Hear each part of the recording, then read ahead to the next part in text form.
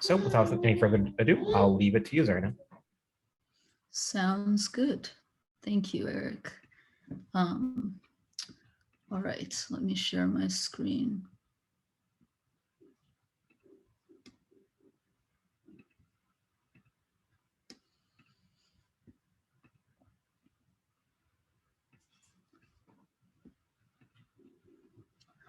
All right, so hello everyone, and thank you for joining. As Eric introduced, my name is Zarine Kharazian. I'm an associate editor at the Digital Forensic Research Lab based in DC with the Atlantic Council. And the DFR Lab is a research center based within the Atlantic Council that focuses on identifying, exposing, and explaining disinformation and other online harms. And I'll talk a little bit later about what I mean by online harms. So in this role, I edit most of the lab's coverage, and I sort of cover pretty much all regions, but I have an interest in Armenia and have been following the Armenian information environment for a while. So today we're going to discuss how the DFR Lab uses digital investigative techniques to track disinformation and these other types of problematic information online across platforms. This is the basic agenda for today. I'm going to try to combine sort of a more general look at how to think about disinformation, misinformation, and other types of problematic content with specific case studies from Armenia. So depending on if you've attended some of the presentations I've done before, you may see content that I've used before, but I've tried to sort of mix that content with also some more practical information about what tools to use specifically to investigate certain types of campaigns. And so I'll talk about the context of disinformation in Armenia and the recent Karabakh war and how that all played out in the information environment. And I'm hoping we can end with just more of a Q&A where I can address if anybody has any questions or wants me to go more in depth into specific tools, we can do that. So the first thing I want to introduce is this typology of what we call online harms. And the definition of online harms really became popularized in the UK Home Office's white paper that convened, whose primary goal was to sort of differentiate between, first of all, address the misconception that the online world is not the real world, and that the things that happen online don't really have an effect on, real world life. So in terms of the online harms that it identifies, the white paper focuses on things that are illegal, like revenge pornography, child porn, illicit criminal activity, but it also includes several harms that we don't really have clear laws against in most places, relating to how we consume and produce information. For example, misinformation, disinformation, networked harassment, hate speech, and something called malinformation. So I think this is a useful way to distinguish among these different categories, because sometimes when we talk about disinformation, we say, okay, it's the intentional spreading of false content, basically. But that doesn't really cover the spectrum of problematic information that we may see online. Often what happens is maybe there's not an outright falsehood, but there's something misleading or missing or out of context. And so one characterization that I think is quite useful is from Draft, which is a nonprofit that that establishes standards in reporting on disinformation online, is malinformation. And malinformation is exactly that content where there is not necessarily a falsehood component, or the problematic behavior may be the targeting of particular actors, perhaps a hack and leak operation that does include true information. So this is sort of a very, very simplified conception of these online harms. And I think generally you can think of them on two axes. The first is the degree of falseness of the information and how integral the falseness is to the definition, as well as another axis, which is intent to harm. So misinformation, disinformation, the main difference is with misinformation, we don't really know the intent of the person or the particular actor spreading the false info. Disinformation, there's a clear intent.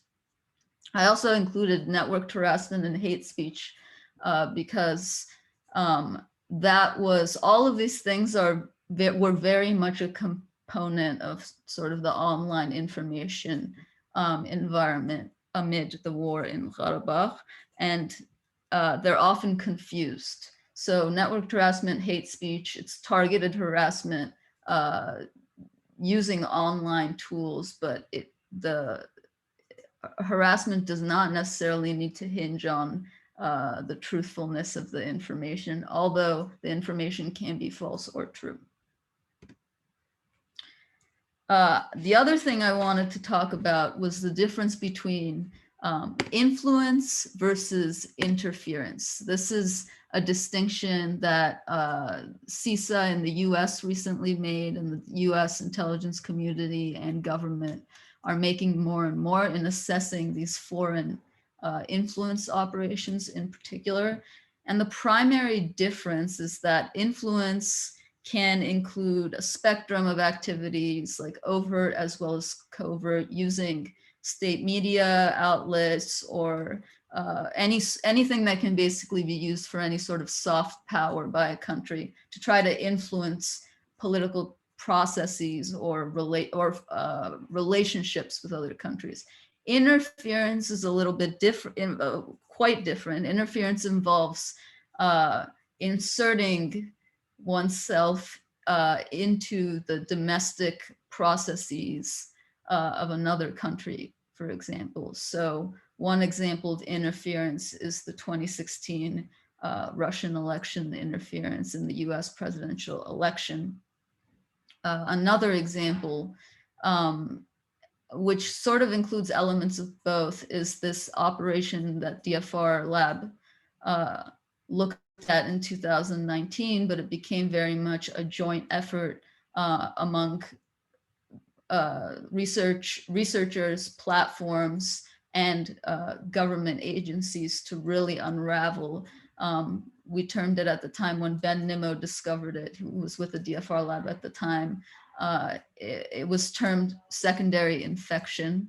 And it was a Russia-based information operation that used the spectrum of fake accounts as well as forged documents to seed narratives on online platforms that were aimed at attacking Western interests and unity.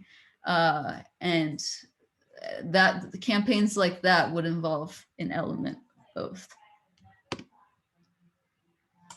Now, for people who are not as familiar with Armenia, I would like to give some background on what exactly happened in leading up to the war in Karabakh.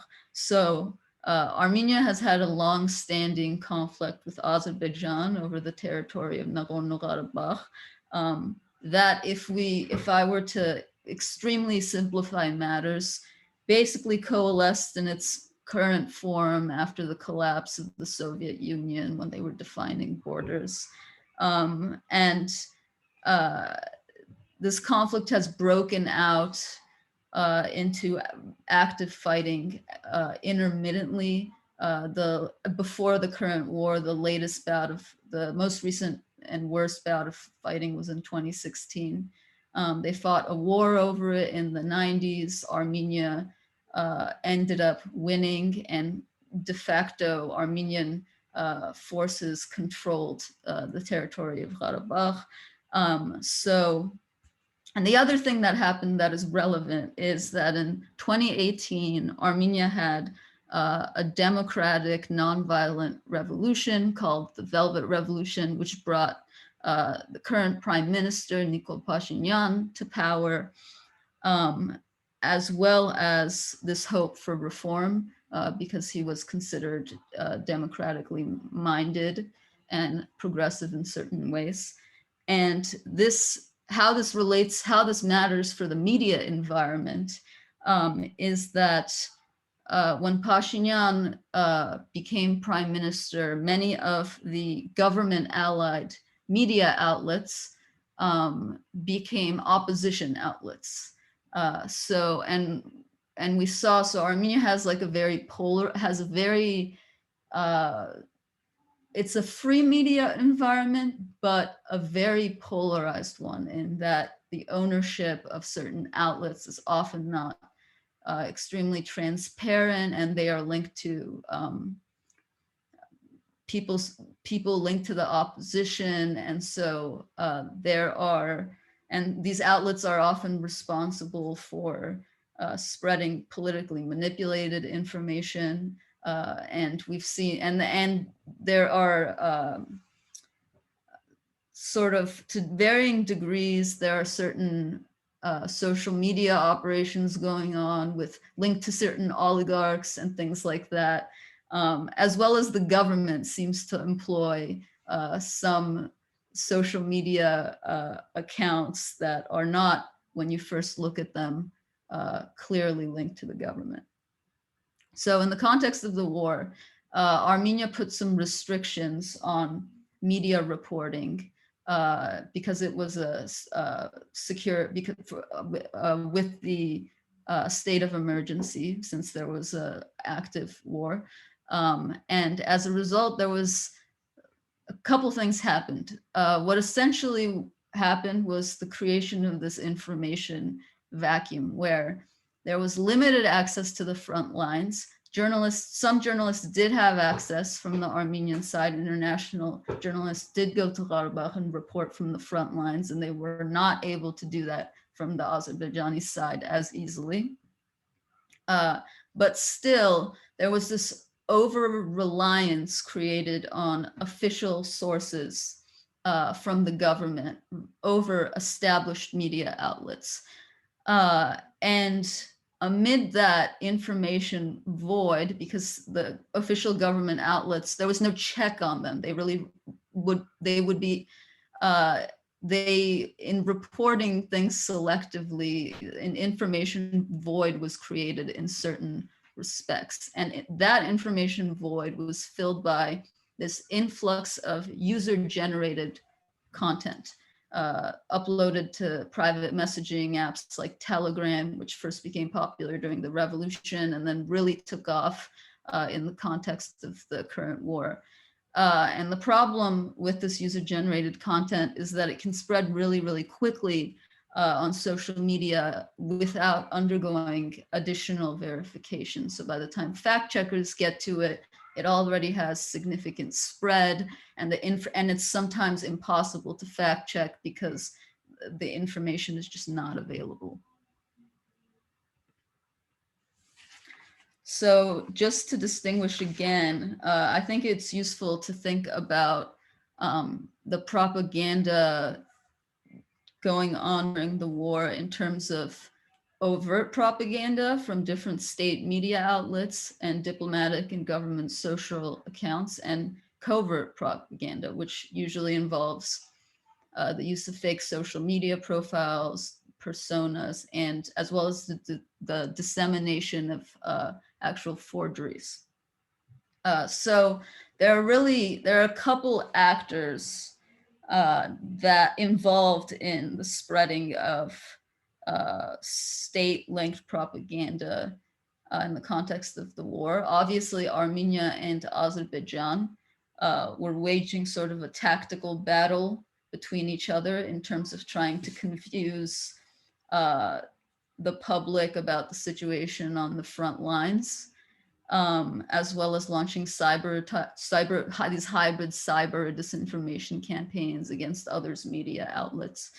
The other thing is that while Armenia and Azerbaijan were fighting one battle, there was also this geopolitical framing by Russia and Turkey specifically, which both have quite developed state propaganda apparatuses.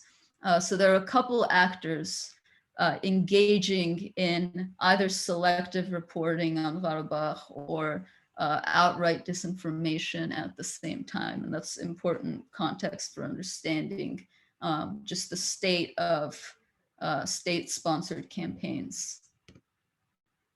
But when you look at, for example, Russian state media outlets, they mostly do not, there's no clear sort of disinformation narrative coming from them. Most of what the main state outlets do, like Sputnik, RT, TASS, in the context of Karabakh is factual reporting, albeit with somewhat of a selection and framing bias. So they are likely to over-rely on Russian sources, Russian official sources, diplomatic accounts, and things like that.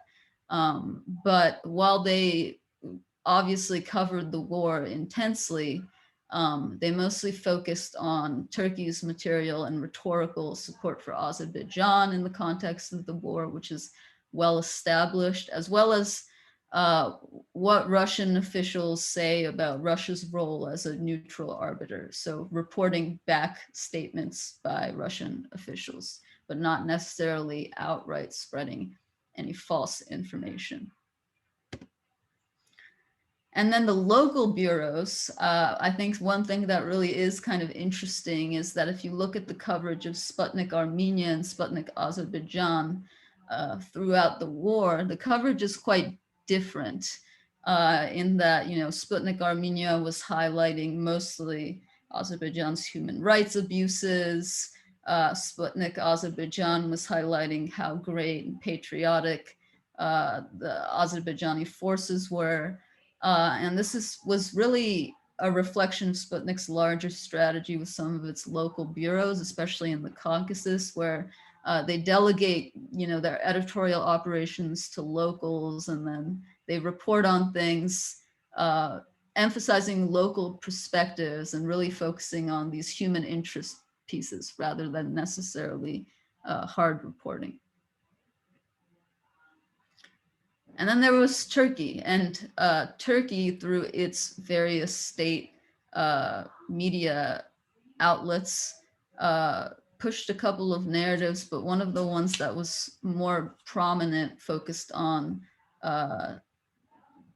the unsubstantiated claims that there were PKK fighters fighting on the part of Armenia. And this was sort of in response to the open source evidence that came out that there were Syrian mercenaries, Turkish-backed Syrian mercenaries fighting on the side of Azerbaijan in the war. But if you look at before the context of the Karabakh War, I think one of the most interesting foreign sponsored operations that has targeted Armenia was in the context of secondary infection, which had a very wide-ranging spectrum of countries that it was targeting, mostly in Europe, but also in the South Caucasus, including Armenia. And the content with regard to Armenia was quite interesting. It mostly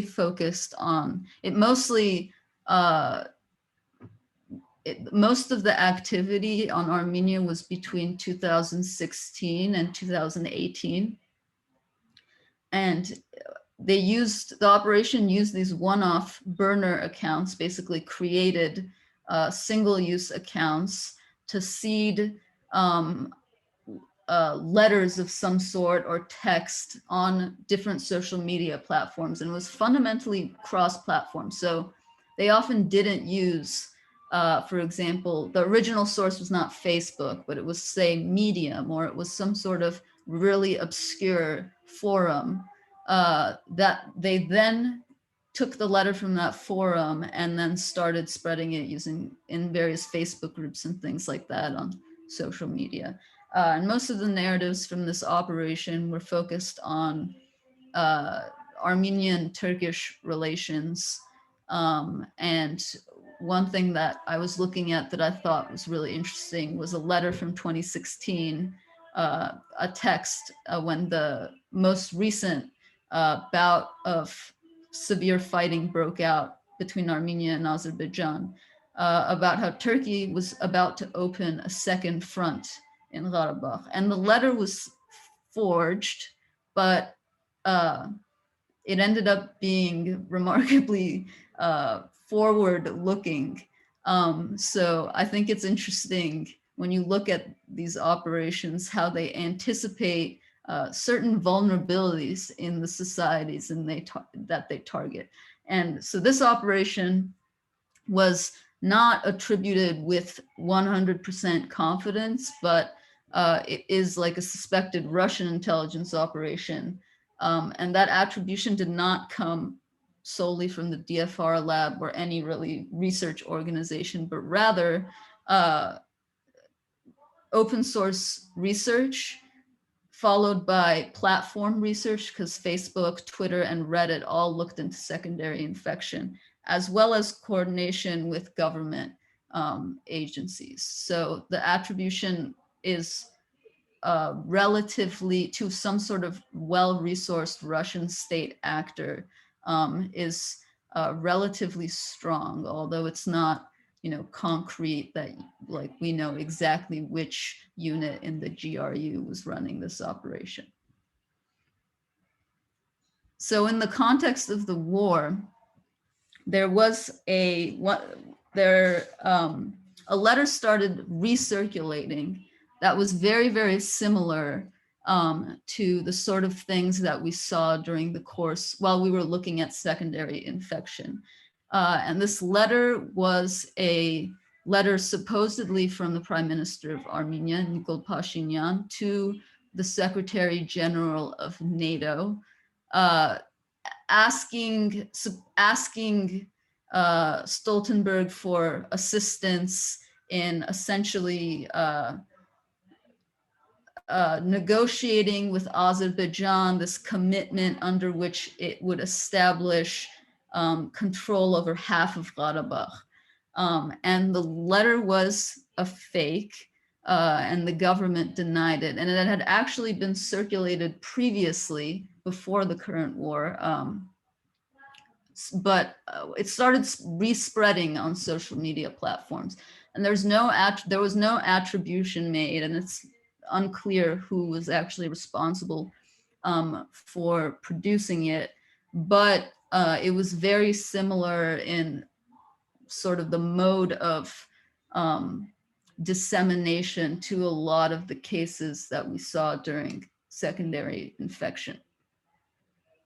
And when I looked into it, I found the first copy of the letter, and I think this is pretty interesting, was posted by this persona, Gevorg Arutunyan, on 2 forums on the same day. So the first forum was gisher.org, this Armenian forum, and the second one was dispute.az, an Azerbaijani forum. So targeting 2 audiences.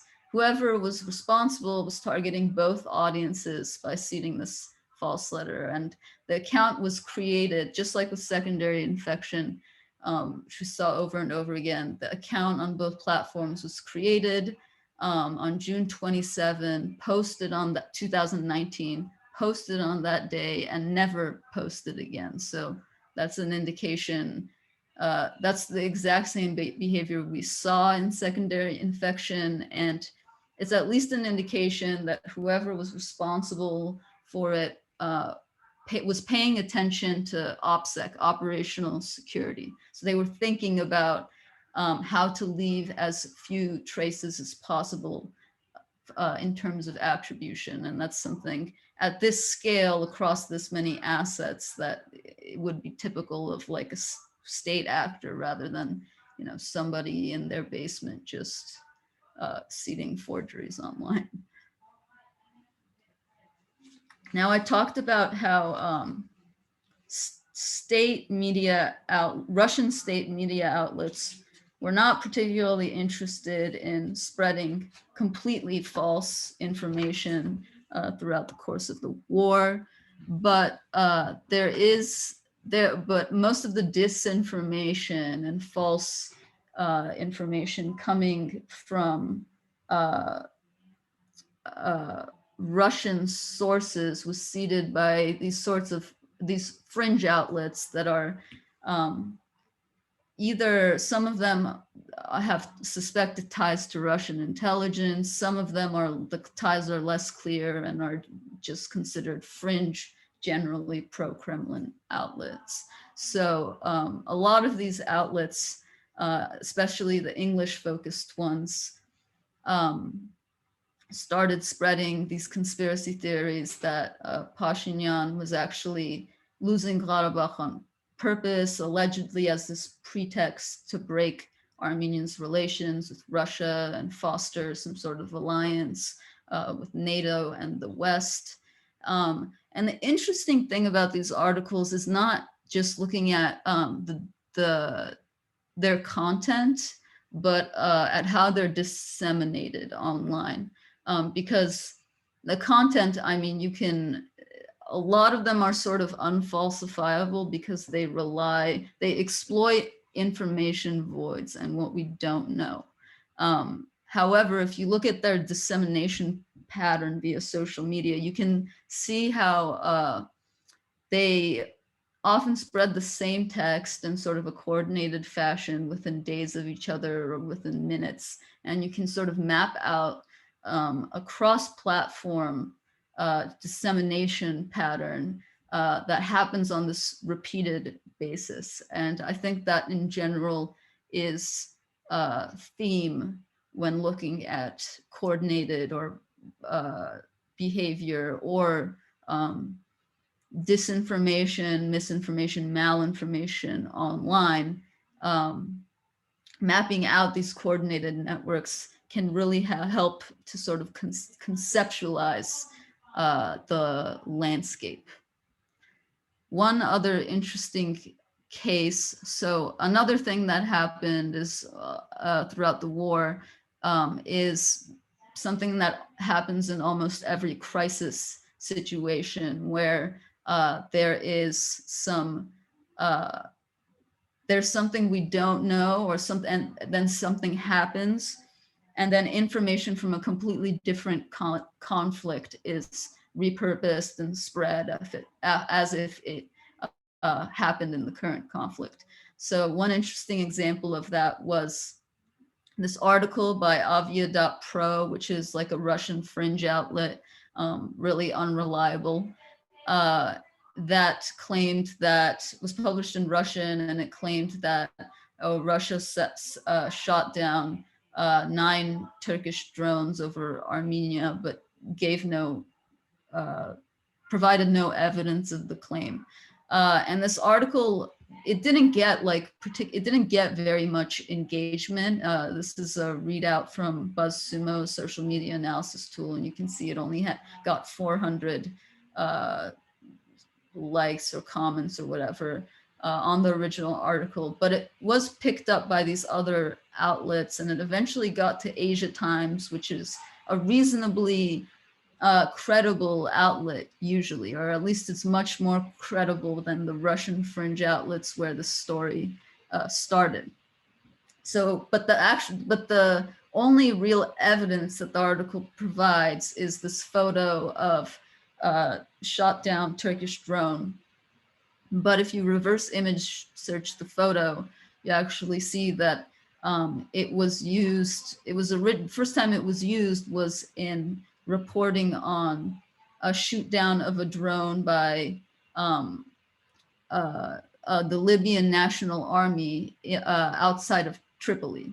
So this is a case of a miscontextualized photo being used in the context of the current war, and several outlets, and it also demonstrates sort of the pickup of how these how the story got disseminated in media and went, first of all, from Russian to English, and then from rather fringe outlets to increasingly less fringe outlets. So those are some of the case studies that we have picked up from looking at the Armenian information environment over the past couple of years. And now I want to get into some of the more technical aspects of investigating influence operations and disinformation across platforms. So I think one thing that is important is that sometimes researchers get really attached to doing research on one platform because it's easier, or because that, or because there's easier data access. That happens a lot with Twitter. I think if you look at the proportion of articles in academic journals published about that involves some sort of social media analysis, the ones that focus on Twitter, they're a lot more focused on Twitter than on Facebook, for example. It's not because there's, for example, more interesting dynamics on Twitter, but because Twitter allows much easier data access to researchers. But a lot of these operations are like secondary infection in that they are fundamentally cross-platform. And even if there's not a particular operation, like there's not really a state actor behind the seeding of disinformation across platforms, the way naturally that the information ecosystem spawns disinformation, the way people share it is fundamentally cross-platform. So it's important to first learn how the various tools available to investigate disinformation across specific platforms, but also consider how they form parts of a whole, if that makes sense. So I would say there are a couple of platforms that are really relevant in the context of Armenia. The obvious one is Facebook, which is the most popular platform in Armenia and that most people use to get news and also just communicate with family, as well as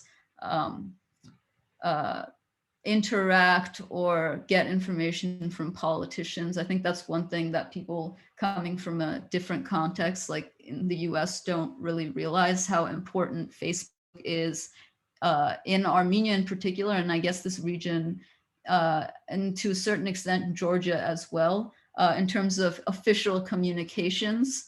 One of the problems I think that really exacerbated the misinformation problem during the war is that officials were extremely reliant on social media, and journalists from established media outlets were kind of in the dark about what was going on.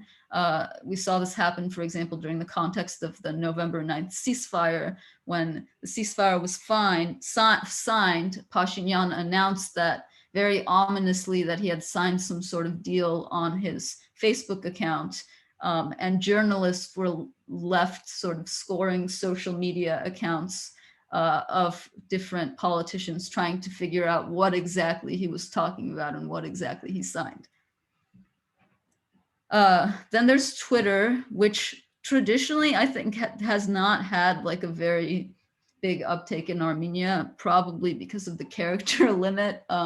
Armenian is a lot longer than English. Like when we have much longer words, so when you write out the words, you end up using more characters usually than you would saying the same thing in English. So it had been used by journalists before the war, but it was not particularly popular among the public. But during the war, it became increasingly important as a way for Armenians to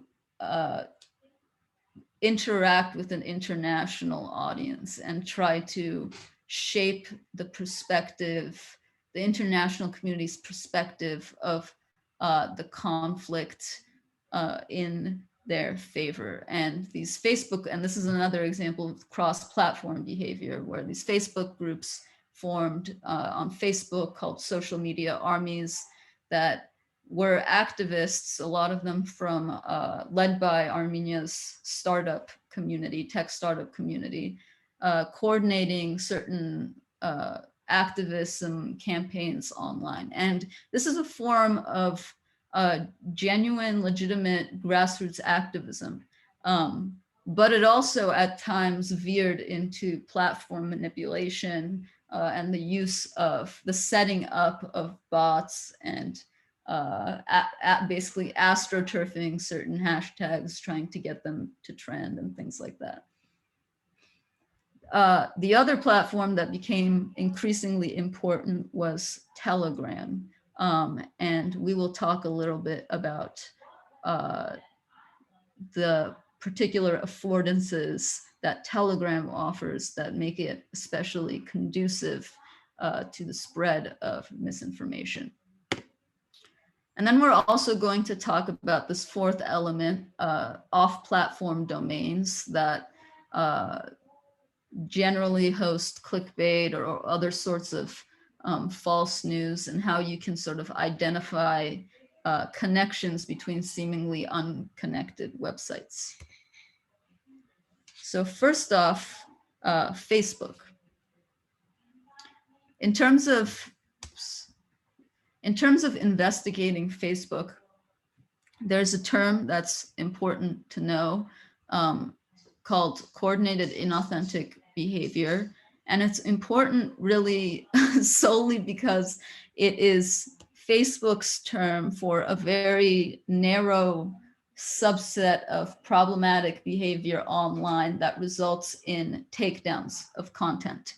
So coordinated inauthentic behavior is, according to Facebook's definition, the use of these multiple Facebook or Instagram assets that work in concert to mislead people. There has to be an element of deception. That's the first thing.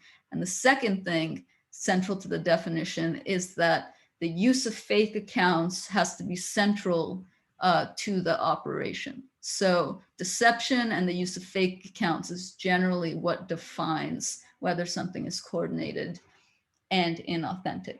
And Facebook has done multiple takedowns in this vein since really the 2016 election interference. The term was really conceived to address the particular type of behavior that the Russian Internet Research Agency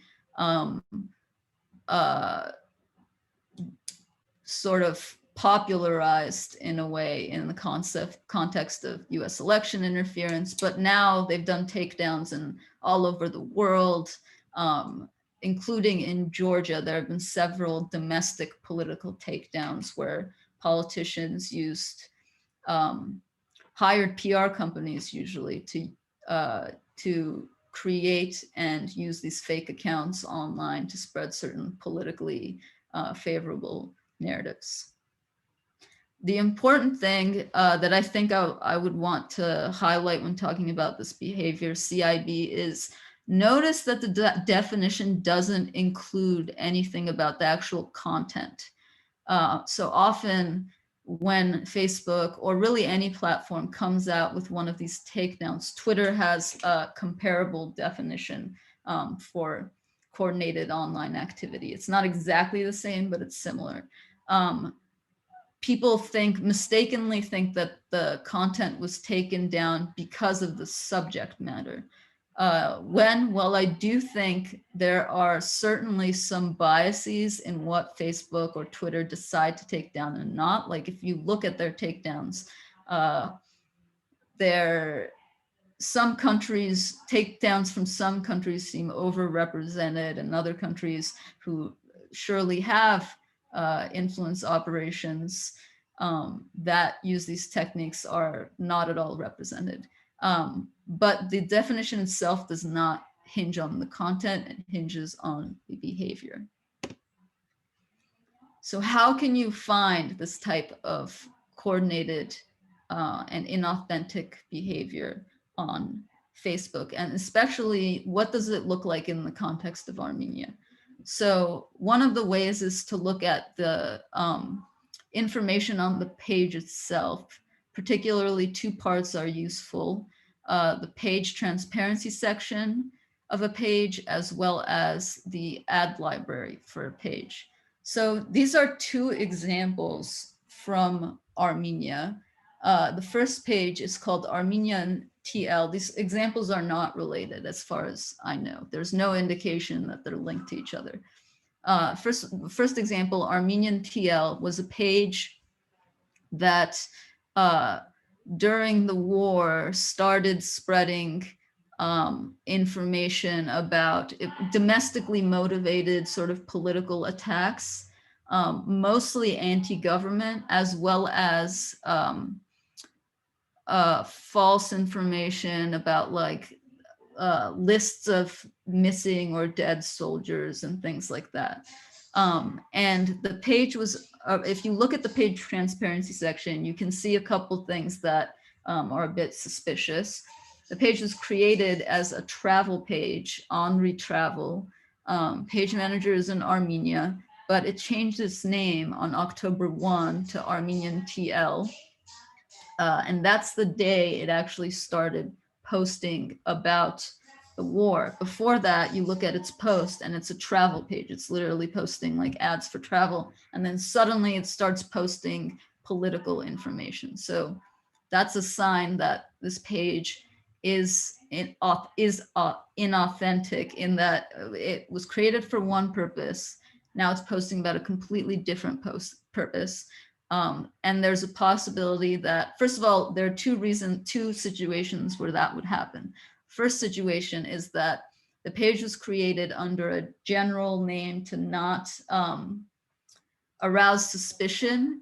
Then once it gained an unsuspecting audience, it switched to pushing political content. The other explanation is that the page did really belong to a travel agency, and then it was hacked.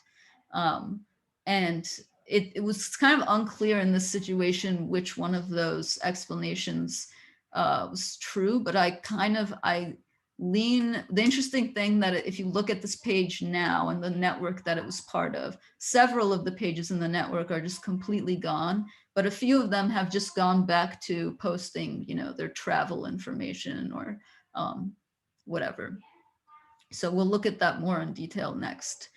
Second example is the ad library of another page that is not connected at all, called Paradox Media, which mostly, it is an anonymous page, but it mostly posts clearly run by some sort of someone sympathetic to the opposition. I actually looked at the page manager list yesterday, and it now has 17 administrators, so it clearly has some sort of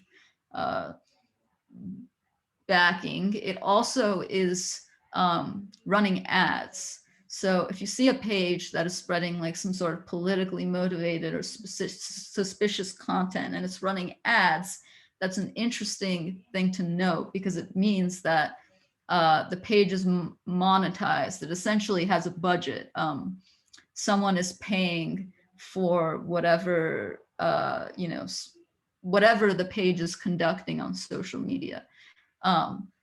For this page, while it is anonymous and it's clearly politically motivated and it does some sketchy things, for example, most of its text is not original. It copies text from different opposition outlets, as well as Facebook posts that are attacking Pashinyan or the government or the handling of the war, and that have a clear political slant. But there's no sign, at least there's no open source sign that the page is inauthentic in the sense that it is misrepresenting itself. And there's no sign that there is obvious coordination among a network of similar assets that are run by similar people. So you can see the page created date in the page transparency section.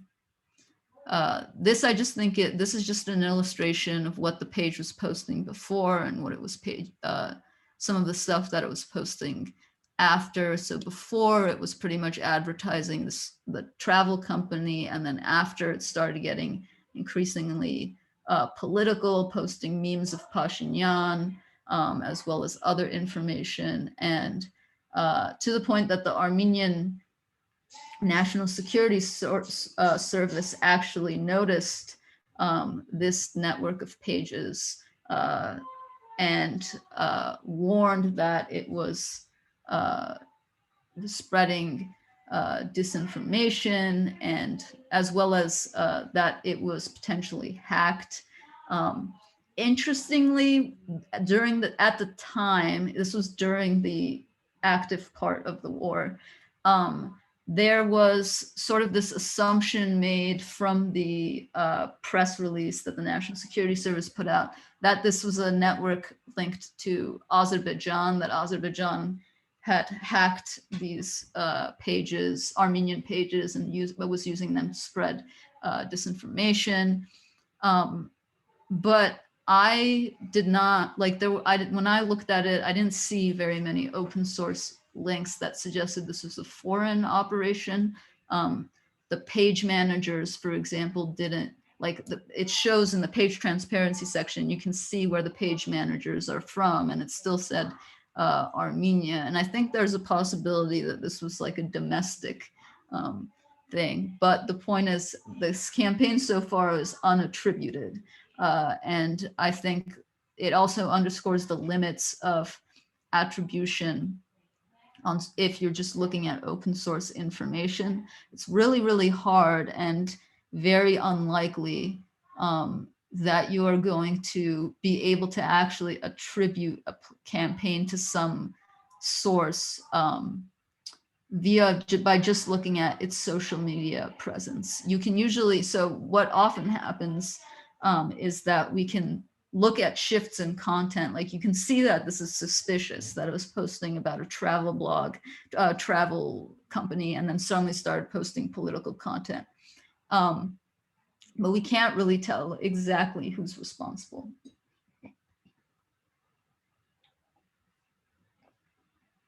So another way to find this sort of coordinated and inauthentic behavior is to look at the time stamps for different pages that you think are coordinating. So when I looked, I found that one way that makes it, like the simplest way, I think, to see if there's like the most simple, most obvious level of coordination is to literally search part of the text in Facebook, or if you have access to CrowdTangle, which we'll talk about, to search the text, part of the text in CrowdTangle. And that should return you not necessarily a complete list, but certainly if there are any popular pages, it will return that, and most public posts that share the exact same content and text. So often with coordinated pages, what we see is the operators are really lazy, like they're not interested in creating bespoke text for particular pages. So not only will they often copy from like some source online, sometimes it may be a forum comment, sometimes more often it's like a clickbait news article source or something.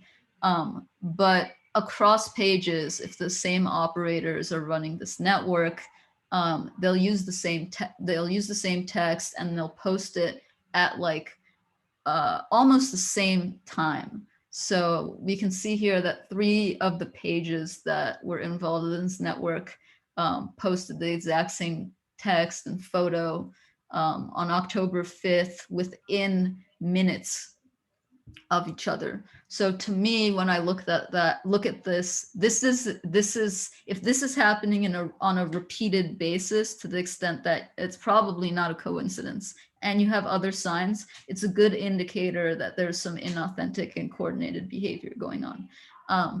So in this case, the time span between the posts is actually a couple minutes. So to me, that indicates that there's no technical coordination. What I mean by technical coordination is like automated posting. So if you're running like a really, really big network, it makes sense to automate the process to make it as easy as possible. And in those cases, when there's like explicit technical coordination, we will see that like the post is posted like within the same minute across like, I don't know, 20 pages. In this case, we don't see that. First of all, there are fewer pages. I think I found like about 9 or 10 total. And there's a couple minutes time frame. So it seems like the coordination is looser. Maybe the same person is like literally just navigating to one page, posting the link, navigating to the next, posting the link, etc. Or maybe there are a couple operators that are just coordinating with each other in a group chat or something like that.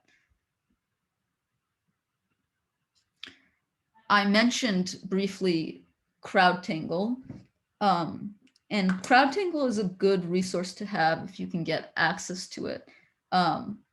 It is a tool that used to be, it's essentially a Facebook analytics tool that was bought by Facebook a couple of years ago.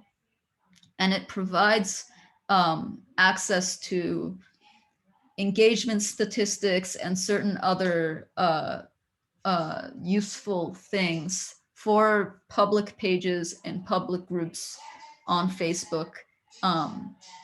There are a couple catches. First catch is that right now, CrowdTangle, it's free, but it's only available to academics and journalists. So if you are an academic or journalist, I would suggest applying. You can search, they have on their website a way to send in a form. But if you get access to CrowdTangle, and I know that the hard thing is that access to services like this are really unevenly distributed. So fewer Armenian news or fact-checking organizations actually have access to CrowdTangle than, for example, in the US. But a lot of fact-checking organizations in Armenia are using CrowdTangle. So I would suggest trying to get access to it if you think it would be useful in your work. And there are a couple things that are useful about CrowdTangle. So one of the limitations is that it only indexes public pages and groups. So you can't look at like private users, individual users' posts or anything like that, unless they are in a public group. The second thing is that they have this threshold for for popularity of pages and what they automatically include in the database. I'm not exactly sure off the top of my head what that is, but I think last I checked, it was like 20,000 likes or followers. However, users can add pages to the database, and then it shows up in the database going forward. So a lot of Armenian popular Facebook groups and news groups are actually in CrowdTangle. So it's quite a useful source. And it can be useful to assess coordination across a list of pages because you can sort by most recent. And then you can actually see, okay, this page posted this link, this page posted this link at the exact same time. 2 different pages posted the exact same link, and they're doing this on a repeated basis. They're clearly amplifying this particular website. So this readout is an example from a case that I think is illustrative of some of the ways you can use CrowdTangle. So basically, Idavunk, a opposition aligned outlet in Armenia, published this article, if you can call it that, about whether Armen Sarkisyan, the current president of Armenia, and he was the longtime ambassador of Armenia to the UK, saying Armen Sarkisyan, an MI6 agent, meaning speculating that he works for British intelligence. And the article itself can't really be called an article. It's sort of just speculation by an Armenian international affairs analyst with no proof or anything like that. It's essentially, it's like politically motivated clickbait. But the interesting thing is to look at the dissemination of the article online. If you search just the headline in CrowdTangle search, you will see that it was disseminated across like a bunch of Armenian Facebook groups, public groups, within a couple minutes of each other on November 24th. And actually, if you click through, so it says here posted by user, and CrowdTangle won't show you an individual user in the display. What it will show you is the public group to which a link was posted. If what you're doing is searching for the link. But yeah, this is clickable, so you can go to the actual page and follow just the Facebook URL to the results. And when you do that, you see that, first of all, okay, so this is the postings within 1 minute of each other. This is the search that I ran just for the headlines, really simple. But you see that all of these posts were posted by the same account to the group. The account is Rubo Rubosh, which is obviously not somebody's real name. It's a pseudonym. So this account has some signs of like inauthentic activity, like but it's unclear. In this case, I wouldn't be comfortable saying like there was like a coordinated information operation to disseminate this news that Armen Sarkisyan is an MI6 agent, because while this account has some signs of inauthentic activity, it's not, there are a lot of reasons why someone would want to be anonymous on social media or quasi-anonymous that are not necessarily nefarious. And there are also a lot of reasons why someone would share the same link to like a bunch of groups at the same time, right? So maybe they read something that they thought was interesting and they genuinely want as many people to read it as possible. But I would say if you see this behavior, if you look at an account and you see that this is all the account is doing over and over again in various cases, it's posting same articles from the same website or websites to a bunch of different groups, I would say that is one cause for suspicion if you have these other indicators that there may be like a more coordinated operation behind it. So note about investigating user profiles and how to identify fake accounts. It's somewhat of an art, I think, and somewhat of a science. So one of the examples that I like to bring is this network that I worked on with a colleague, Nika Alexieva, that was a collection of fake accounts that were really inauthentic accounts that were interacting with each other, and they had quite built out user profiles. And the context of the operation was not really clear. We never really found out what the motive was. Facebook did eventually remove the accounts, but we didn't really have a clear motive. It was posting about Syria, it was posting about Turkey, and a bunch of other things, but we had links that we suspected whoever was running it was based in Latin America, from the use, like all of the accounts spoke Spanish. They didn't speak fluent English, even though all of the posts were in English, and the time zones for across all of the accounts mapped out to Latin American time zones. And if I remember correctly, that did end up being corroborated by platforms. But I think some of the accounts in this network show some of the signs of inauthenticity that are like kind of dead giveaways when you consider them together. So this is one of the accounts. And one thing that can be useful to look at is the display name. So this is the display name. But then if you look at the URL of the account, it's a completely different username. So the username is Catherine Santi. So, and the gender is listed as female, although ostensibly this account is a male. Obviously, like, use context clues. Whether, someone's gender can obviously be different than what you assume or what it is presented as. But in this case, we saw this across several of the accounts which were interacting with each other.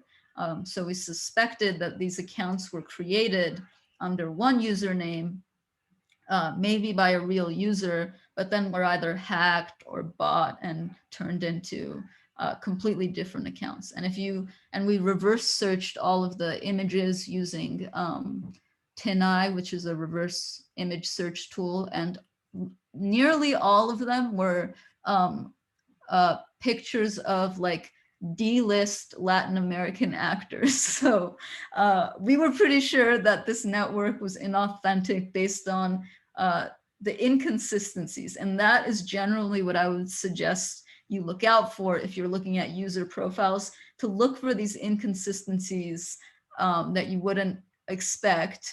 The display name versus the URL name, the gender, stated location versus time zone, reverse image search, profile pictures, or if the account posts that it is located, that it is currently in a particular location, corroborate whether that is even possible, and then look across platforms to see if you can find records of these people across platforms. So in this case, there were no records of these people across platforms, and we deduced from like the totality of information that we collected about them, as well as the patterns that we saw across accounts, that this was a single inauthentic network. The other thing is, if you look at the content of the page, one theme is that people who run these sorts of networks are often like not very creative. So they will copy posts from other sites. Sometimes if it's a very obvious network, and usually if there's like, sometimes when there's like a financial motivation, this is very obvious, they amplify the same domain over and over again. And it's not like, I don't know, the New York Times, but it's some obscure blog that you would never visit otherwise that is posting kind of somewhat sketchy information. And if you know all of this and are comfortable with like looking at coordinated inauthentic activity on Facebook in particular, there are a couple of sort of advanced tools that I would really suggest you check out. I've used them before, and they've been this workflow in particular, I think, is really cool. So there is this R package. R is a programming language that is called CoreNet, and it's developed by some researchers at the University of Urbino in Italy. And it is a package that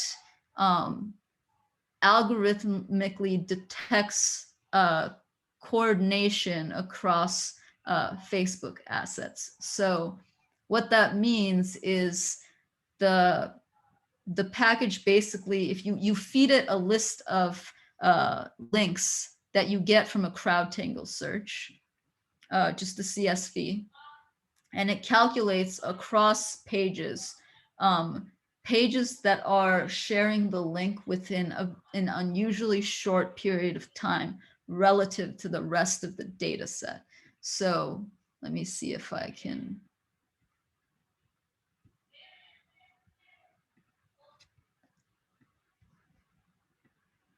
Yes, so I'm not going to necessarily go through how to use this package, but if you're interested in figuring out how to use it, it has really good documentation, to the extent that I think like someone with a very basic knowledge of R, like basically just if you know how to load in packages in R, you should be able to follow the documentation without writing too much original code and get some sort of interesting results. And the sort of the theory behind it, it's based on this ABC cycle, which is a framework for thinking about how to identify problematic content online, which is the framework I think a lot of researchers just intuitively use, even if they don't identify it as such. It's basically looking at three elements: the actors involved in spreading manipulative content, the behaviors, which we talked about, and the content itself. So CoreNet in particular tries to isolate the behavior aspect. It doesn't do any like fact checking or anything like that, but it looks at coordination. And obviously it would be really an oversimplification to say any one tool can actually detect, coordinated disinformation campaign online. But what I found from using it is that it's a really good tool for exploratory data analysis. So I used it in the context of, show you.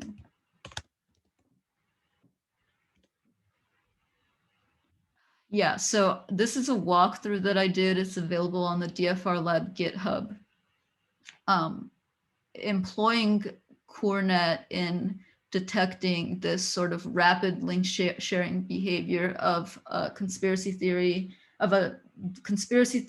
documentary video that went viral in the US and then globally earlier in the pandemic, called Plandemic. And it was actually, interestingly, after it spread in the US, it actually started spreading in different languages, including in Armenia, an Armenian Facebook page managed from Russia, probably by a diasporan, translated the video into Armenian with dubbing and spread it online. So, but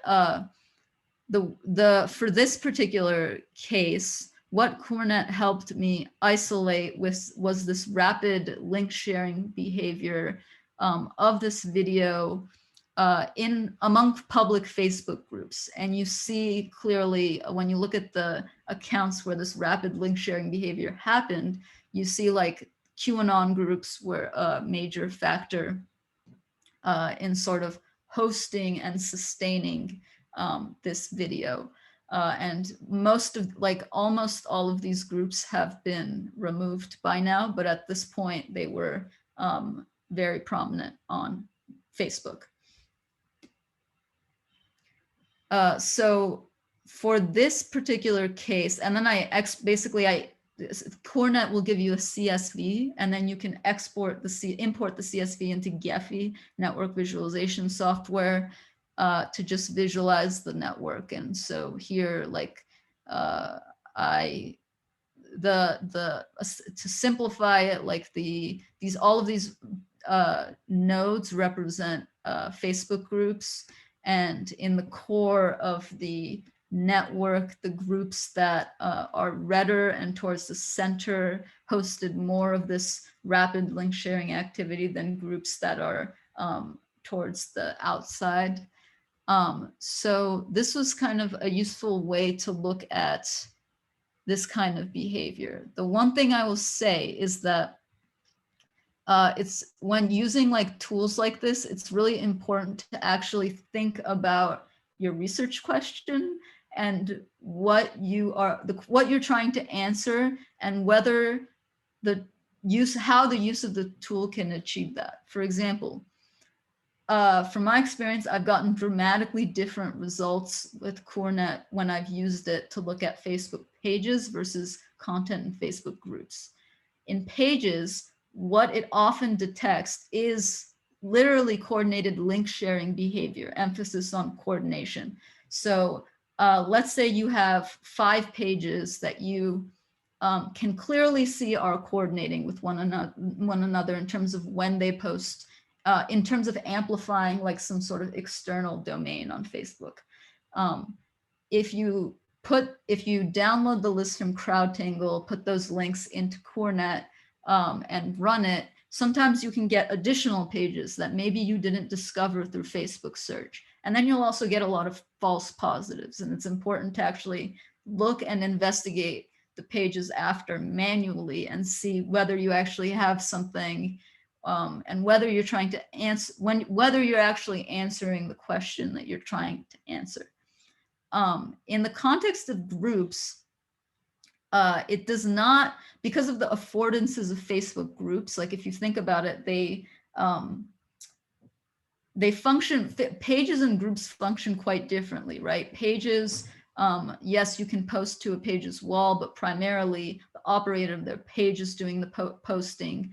Groups are different. They have moderators and admins who can post to the pages and manage the group, but anyone can post to a public group and anyone can join a public group.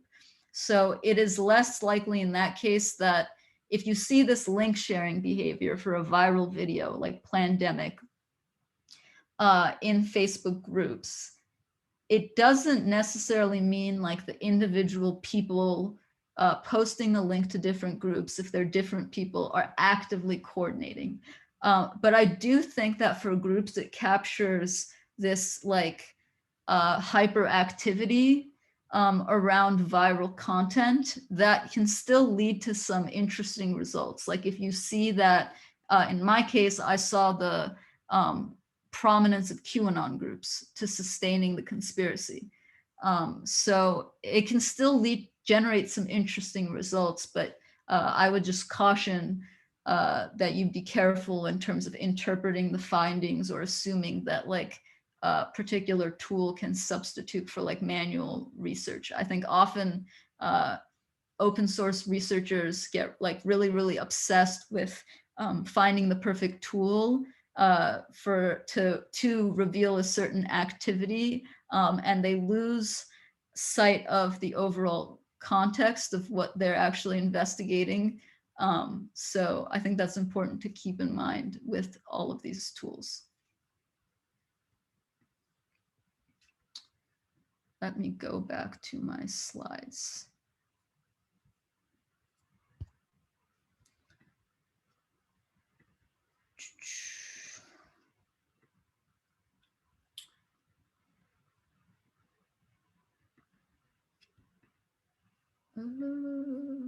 Okay.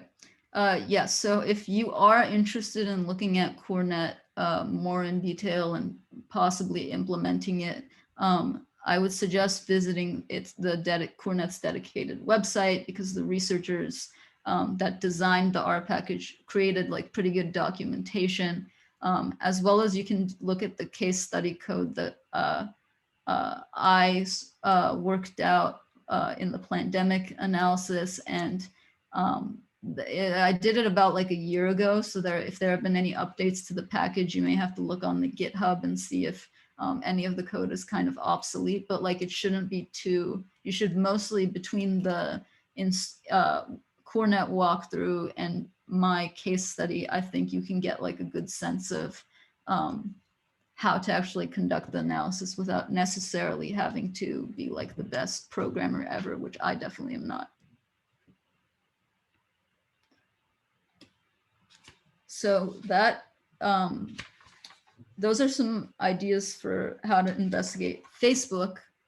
Now I want to talk about Twitter, which I have a lot of feelings on, about like how, especially in the context of the recent war, how researchers have gone about talking about Twitter, as well as how Twitter has been used. So Twitter during the war was primarily, if Facebook was mostly about like domestic political communication, Twitter, I think during the war was most often used to communicate or present information for an international audience. And this is very much true on the Armenian side.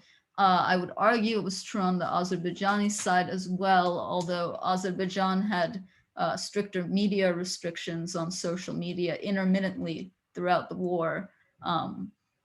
But I think what happened is that there was a perception that Azerbaijan has this like huge, massive bot army that it deploys on Twitter at will to manipulate online trends. And so Armenian activists decided that they had to fight back against that sort of manipulation. So they created these Facebook groups where they coordinated sort of grassroots action, presenting Armenia's perspective of the war, retweeting and reposting pro-Armenia content, whether it be from journalists or whatever, and sometimes attacking journalists who presented something that was not as favorable to the Armenian side. And this behavior is really interesting because I think it's hard to pathologize in a sense, but it also has some elements of like platform manipulation, because I mean, hashtags are meant to trend, right? Hashtags are meant to go viral. So I don't think there's necessarily anything bad about people trying to coordinate to help to make a hashtag trend, because that is how networked activism works. But when it becomes coordination is, first of all, when the government is involved and trying to present it as grassroots activism, that's like a clear case where I think we can say, okay, this activity is now veering into like platform manipulation territory. Second is when there's use of automation, malicious automation, to make something seem more popular than it actually is. Basically, in both cases, there's an element of deception involved, right? So in the case of the war, what I would say generally is that especially by the Armenian side, the extent to which there was like this automated, huge, massive automated bot campaign on Twitter was really, really overrated. When you look at the actual content, there's very little evidence of this large scale bot activity in the middle of the war, especially when you're looking at hashtags, because and that's necessarily a very limited approach, right? Because think about all the content that does not necessarily employ hashtags. But let's say you're only looking at hashtags. This graph shows most of the popular pro-Armenia hashtags, most of the pro-Azerbaijan hashtags that were popular during the war, and their volume, the volume of posts in the aggregate to these hashtags over time. And what you generally see is that, like, first of all, the thing that is obvious is like there are these like massive spikes on the Azerbaijan side, and the Azerbaijan side is pro-Azerbaijan side is overall at a much greater volume than the Armenian side. And there are a lot of reasons that this can be. I mean, there may be some inauthentic activity. There may be some astroturfing activity. There are more Azerbaijanis in the world than there are Armenians. So that is also a partial explanation for why there's such a disparity in overall volume. But in general, what I saw was intermittent automated activity, which we can talk about how you can actually find online, but mostly this patriotic astroturfing behavior where civil society groups, and this is key, I think, to conceptualizing this behavior, and grassroots activists in the diaspora, but also within countries. In the Azerbaijani case, I think it was much more coming from the diaspora because of the controls on certain social media platforms within Azerbaijan over the course of the war. But coordinating, they basically formed these Facebook groups and they coordinated among themselves to make certain hashtags trend. And they were like very in-depth Google Drive setup that were going around in these groups of particular memes or text that people can distribute. So you may have seen like a lot of copy pasta campaigns and people saying that this was like automated activity when really there's very little evidence for that. I think most of the behavior was people just within these groups, which were quite popular. There were a lot of people, like I think the biggest group that I saw in Armenia was like at the time like over 100,000 people, which is kind of a lot for a Facebook group in Armenia. Yeah, so some of this behavior generally involves platform manipulation, but a lot of it, most of it, I would say, is generally in this gray area of networked activism, which includes some elements of like astroturfing behavior and like sometimes automation. If you're looking at Twitter, there are a bunch of tools that may be useful to you that you can check out. There are a lot more things that you can do with Twitter data than with Facebook data. With Facebook, you're generally limited basically to what Facebook shows you on the page. To CrowdTangle if you have access to it, as well as sometimes you can like figure out a way to search Google, to use the Google search interface to search Facebook with search operators and get some results that you wouldn't get with the Facebook interface.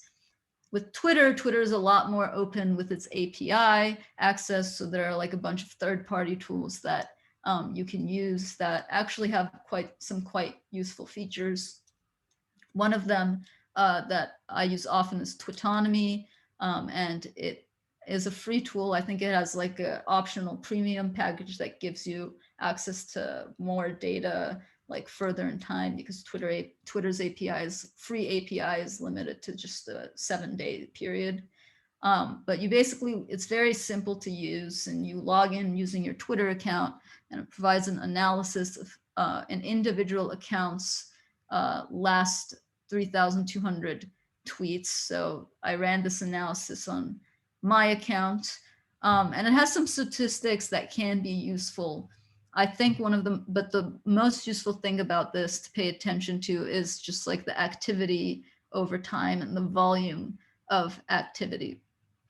One thing that I think was sort of much more common, like at the beginning, like right after 2016, there was this obsession that developed over like automated activity, specifically bot activity on social media. So people started becoming really interested in detecting automation specifically, even though automation itself is not necessarily malicious. Like if you think about bots on Twitter, there are tons of bots that are not malicious at all. There's a bot that like tweets Jane Austen quotes or whatever. And so automation itself is not malicious, and detecting automation doesn't necessarily mean there's something nefarious going on.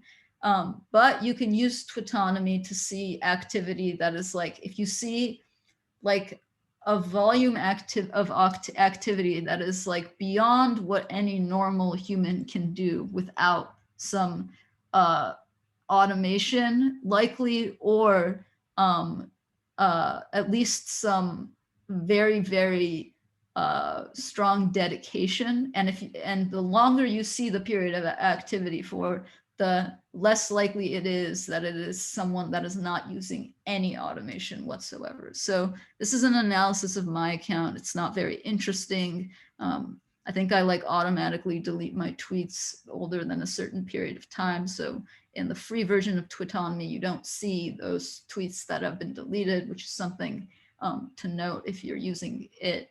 But you see my more recent Twitter activity, and like I'm pretty variable. I tweet like anytime, like 5 to sometimes like over 40 tweets a day.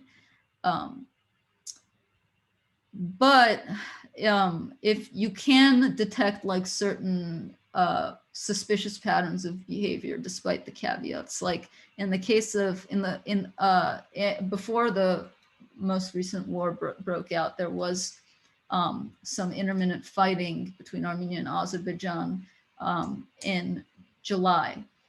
So this shows a couple of the accounts on the pro-Azerbaijan side that coincided with this fighting. And what I saw is that the accounts, many of the accounts were either newly created or were created a long time ago, but were sort of dormant in that they hadn't posted anything since their creation date. But then they suddenly posted like hundreds of tweets a day on like 3 days and then stopped tweeting. And so that is a sign of like some sort of, at the very least, like astroturfing behavior when you're trying to make something trend, trying to make something a lot more popular. And like, I mean, someone like this account was tweeted like over 1,000 times a day. That is pretty hard to do as like a person. I would say one threshold that people were using like immediately after 2016 was like, if an account is tweeting like over 72 times a day, that usually means that, okay, maybe it's not inauthentic, but it may be suspicious. But I mean, I think we have had to sort of modify our understanding of what constitutes acceptable behavior online or within the norm, especially during something unusual that happens, like a crisis situation or a conflict, because people behave weirdly when there's a conflict. Like they create new accounts when there's something newsworthy. So necessarily seeing like this influx of new accounts, for example, and looking at creation dates is not necessarily in and of itself an indicator of manipulation. But in this case, I think it's like, I think these accounts, I'm not sure if they were, I don't think they were using like pure automation, that they were bot accounts, but I suspect that they were using like some sort of partial automation to at least automate part of their tweets for like a period of time, because it would be very hard to tweak this much even in just a day, unless you were like probably tasked with tweeting that much, and it would be hard to maintain it on a sustained basis.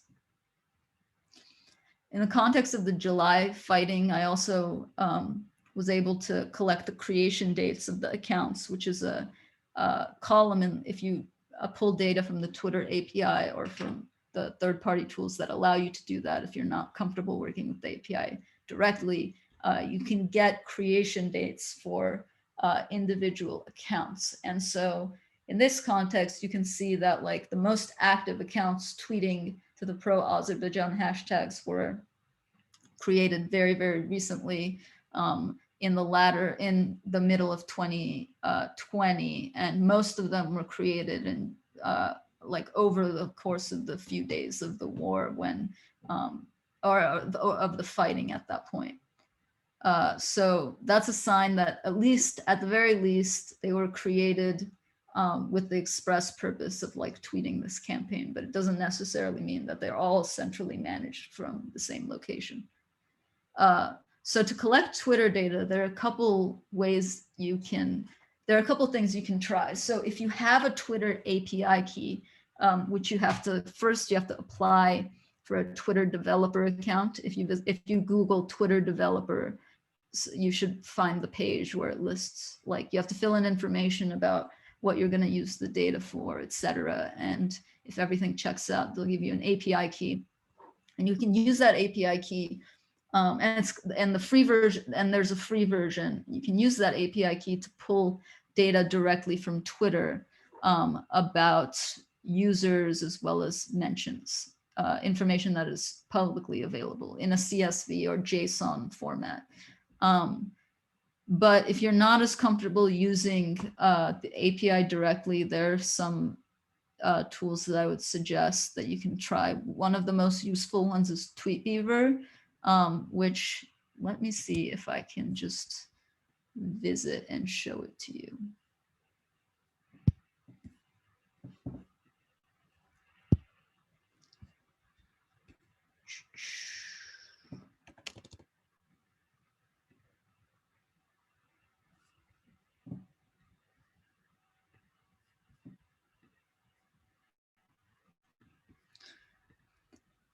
Yes, so this is Tweetbeaver, and it's actually this collection of quite a few useful tools that allow you to just basically, oops, sorry.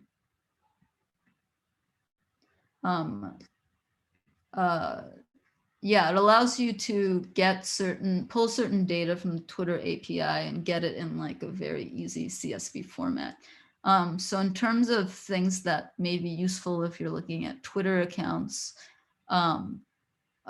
you can get the ID, convert the display name, to convert the handle of an account to its ID, which would be useful to figure out like, sometimes accounts sometimes change names, and this sometimes cannot be nefarious, but sometimes it is. During the context of the war, there are a couple of times where like an account like changed itself to there was one account that was pretending to changed its handle to like government of Armenia or whatever. And one of the issues in the context of the Karabakh war is that a lot of officials on both the Armenian side and the Azerbaijani side were unverified on Twitter. So it was hard to, you couldn't necessarily tell right away whether an account was official by relying on like a verification badge.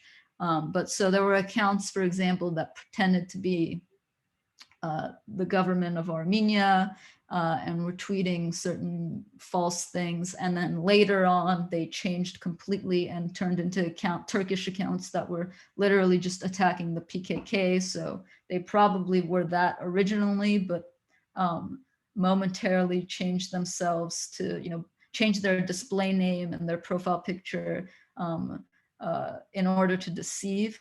But while an account can change a handle, it can't change its unique ID. So sometimes this feature just allows you to very quickly convert a user name to an ID and figure out if the account and if you need to compare the ID across certain, like if you have screenshots of like different accounts or something like that. Other things that are useful: check if two accounts follow each other. That can be useful sometimes if you have like a bunch of accounts and you're trying to map out whether they're part of a network, and you're not really doing like systematic analysis yet, but you're really just trying to do an exploratory analysis and trying to figure out if there may be connections between some of the accounts. You can check if two specific users follow each other. Other things that are particularly useful are downloading a user's friends or followers list. So if you download a followers list, then what you can do is look at sometimes what happens with like accounts that are inauthentic, or at least are using some sort of inauthentic methods, are that they buy bulk followers. So you can actually pull the list of followers from the Twitter API, and you can graph their creation dates over time in the order that they follow the account, because the Twitter API returns the list of followers of an account last I checked in reverse follow order. So you can infer from that precisely relative to other accounts when a particular account followed a user. And from that, you can sort of graph the creation dates and see whether there's like a band of recently created accounts. And there's actually, so this method I think it became like really popular after this article that came out called Follower Factory. I think it was published in the New York Times. Yeah, so it's about this company that was basically selling fake Twitter followers, and it was written in 2018, but it had some pretty cool graphics as well as code for generating them. So the graphic that I want to show you that I really like, yeah, it's this one. So you see over time how accounts followed this particular account. And then you see these bands emerging around early 2013. And what this shows is that these accounts that were created in a relatively short period of time followed this account basically simultaneously, because they're returned from the Twitter API as one after another. So you can, if you keep that order, you can graph, like it creates like this fingerprint basically of follower growth, and you can see certain bands of inauthentic activity. The code for this is, I still have issues with like regenerating. I figured out finally how to basically generate this graph across different cases in R, although it doesn't look as nice as their graph does. But there is a GitHub repository that basically shows the code. Yeah, so this, if you go to this repository, you can copy the URL. You do need to have so this is written in Python, and I later like adapted it to R, but if you know a little bit of Python, it's probably easier to just reproduce it in Python. But conceivably, you can like do it for, you can run this workbook for like any account that you're interested in if you have access to the Twitter API. And I just think it's like kind of a very innovative and intuitive way to look at like inauthentic growth patterns in a systematic way. Go back to my presentation.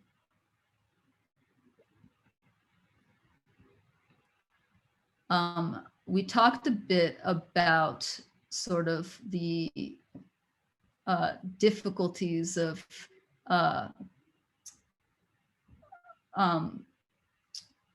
detecting automated behavior specifically. And this is one case study that I always show across all of my presentations, no matter what the context, if I can work it in. So apologies if you've seen it before. But it's an example that my colleague Luisa Bandeira worked on from Brazil.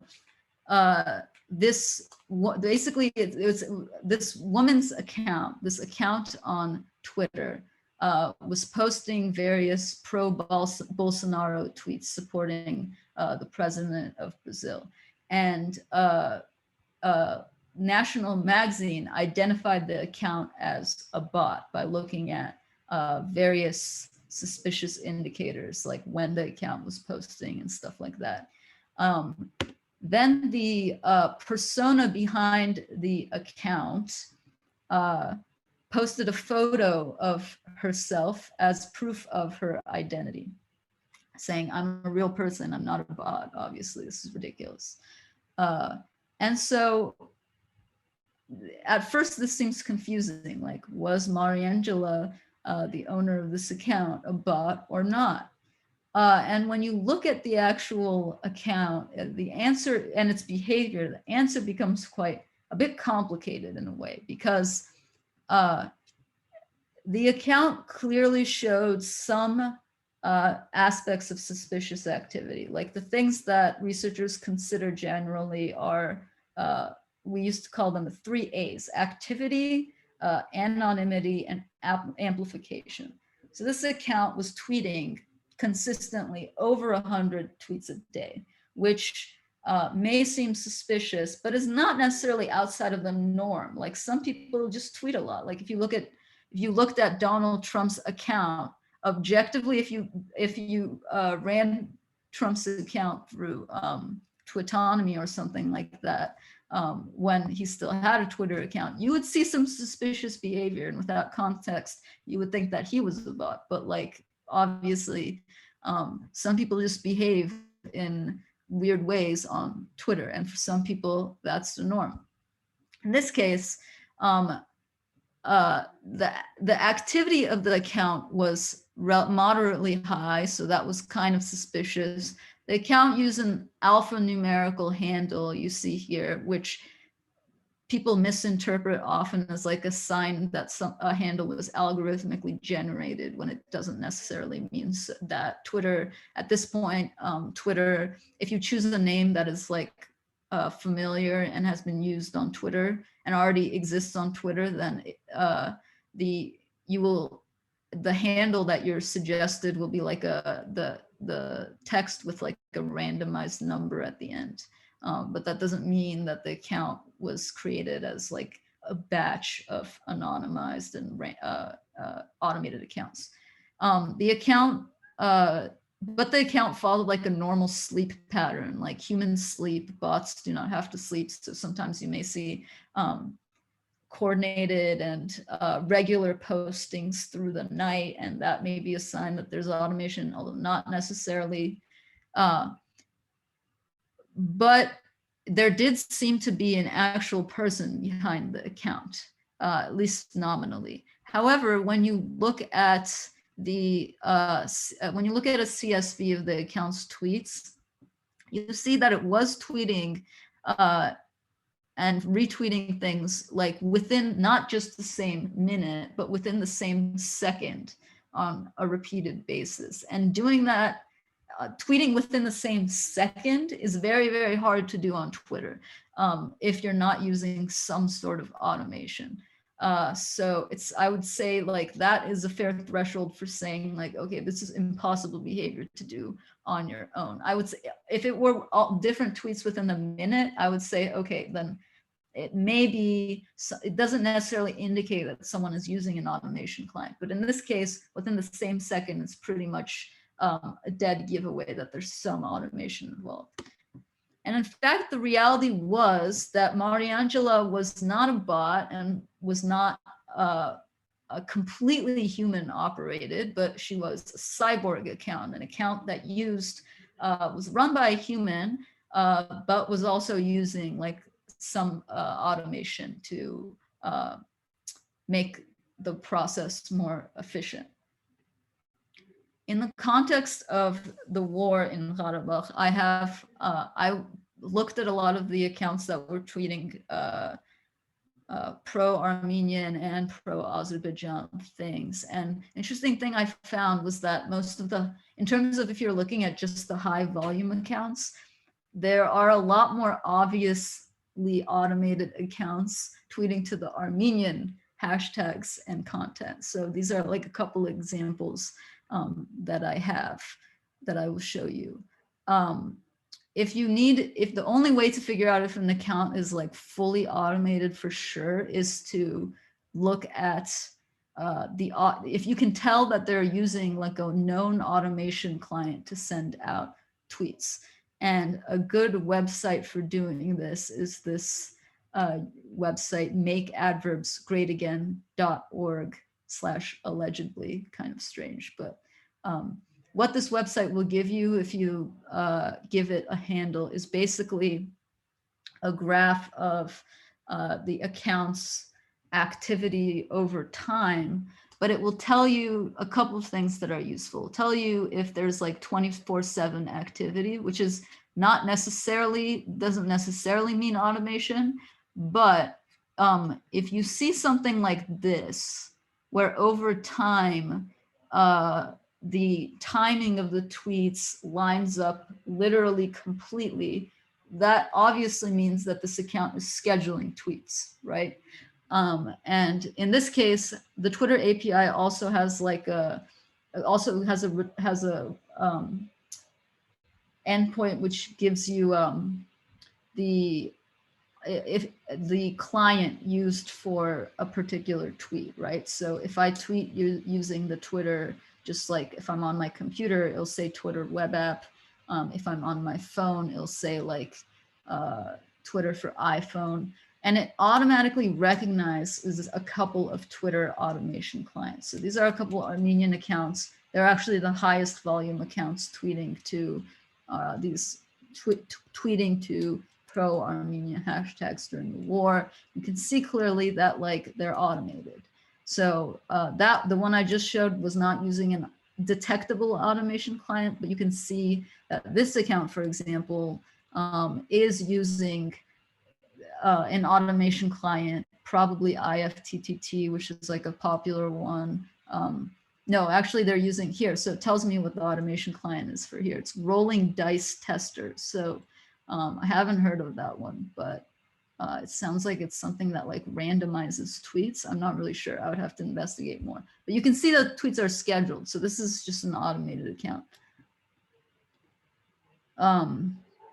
Here's another one that is not using necessarily a detectable. It's supposedly using the Twitter web app and tweeting from a computer, but it's scheduling its tweets evenly. You can tell they're evenly spaced, and it's tweeting at like all of these accounts are tweeting at like a relatively high volume, like a couple hundred times a day throughout the course of the war. And what's really interesting is that a lot of them literally just stopped tweeting on November 8th, 9th, when the ceasefire was signed. So that to me does not like, it suggests that like I wouldn't say they're all like run by the same person or operation, but at least like they were created with the purpose of tweeting pro-Armenian content, and they stopped they stopped like on the day the ceasefire was signed, which is kind of unusual if you're actually like an interested Armenian, like because as we know, like the war left a lot of loose ends, and it's unusual that the accounts literally just stopped the day of the ceasefire. One other thing that was quite interesting was a couple weeks ago, or months, honestly, time is just blending together, Twitter removed a couple, a small network of just 35 accounts that it actually attributed to the government of Armenia, although it did not get more specific than that. And I think this disclosure created a lot of confusion among people who about the reasons for the takedown. Because in the release, first of all, Twitter, like many other platforms, bundles together.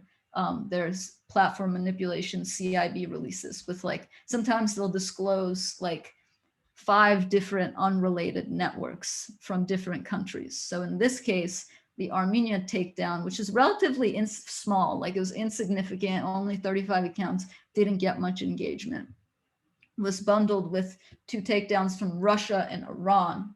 So people were mad, Armenians were mad that Armenia was being, this takedown was being presented alongside Russia and Iran, and that, but even though it was like independent, and then there was also confusion about whether these networks were taking down over their content or their behavior, because the actual release lists, okay, these accounts were created in order to advance narratives that were targeting Azerbaijan and were geostrategically favorable to the Armenian government. Similarly, the Russian takedown of accounts linked to Russia said that the accounts involved were posting about NATO, not necessarily disinformation, but like anti-NATO, pro-Russian content or whatever.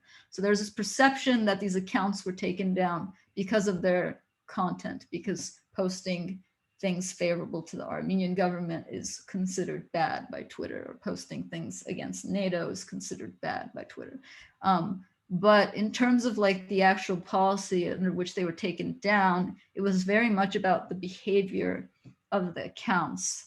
And if you look at the actual data set, which is available in Twitter's Information Operations Archive, you'll see that this was a really spammy and clearly automated network where it was detected relatively easily and taken down. The interesting thing about this network, though, was that it was very long-standing. So it actually dated, the accounts included in it dated to before the current government of Armenia and the Velvet Revolution.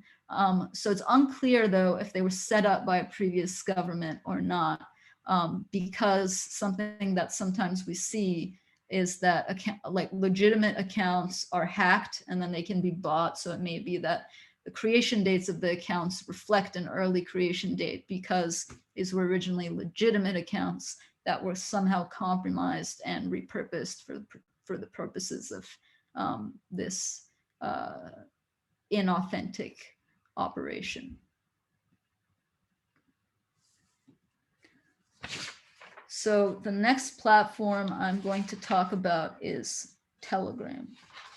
And to be honest, Telegram's an interesting one because it offers like these fundamentally different affordances to most of the other platforms, primarily because of how it encourages anonymity. If you're not familiar with Telegram, it's a cloud-based Russian messaging app that offers end-to-end encryption. In the context of Armenia, it really became popular during the 2018 Velvet Revolution when, first of all, it was used a lot by the Russian-speaking diaspora, Armenia's Russian-speaking diaspora, and a lot of the Telegram channels that post about Armenia still post in Russian. So it's actually, you're going to have a really hard time following Telegram sources in this region if you don't speak Russian. I, for example, do not speak Russian, so I can look at the Armenian Telegram channels, but that are in Armenian, but it's not, I haven't really had much luck with I haven't really been actively monitoring the Russian language Telegram channels as much, and that is more the purview of like some of our other researchers. But I can offer some sense of like how to go about searching Telegram and how to think about it in the Armenian context. First caught on during the revolution, I think because people realized so often, you know, when people were out in the streets at protests, the internet connection was kind of unreliable because there are a bunch of people on the street using cell phone data. What people realize is that Telegram is particularly good in these environments where internet is weak. So it was a good way to just like share information about the Velvet Revolution, about politics in general in Armenia at this time when things were developing very, very quickly. And there are a couple Armenian Telegram channels that sort of emerged during this period. I think one of the more popular ones is Infocom, which is now, I think they're mostly still a Telegram channel, but they have like Twitter accounts and I think some sort of bare bones website. And then the second sort of spurt in growth was during the war, when it became a way to get information from the front lines, when really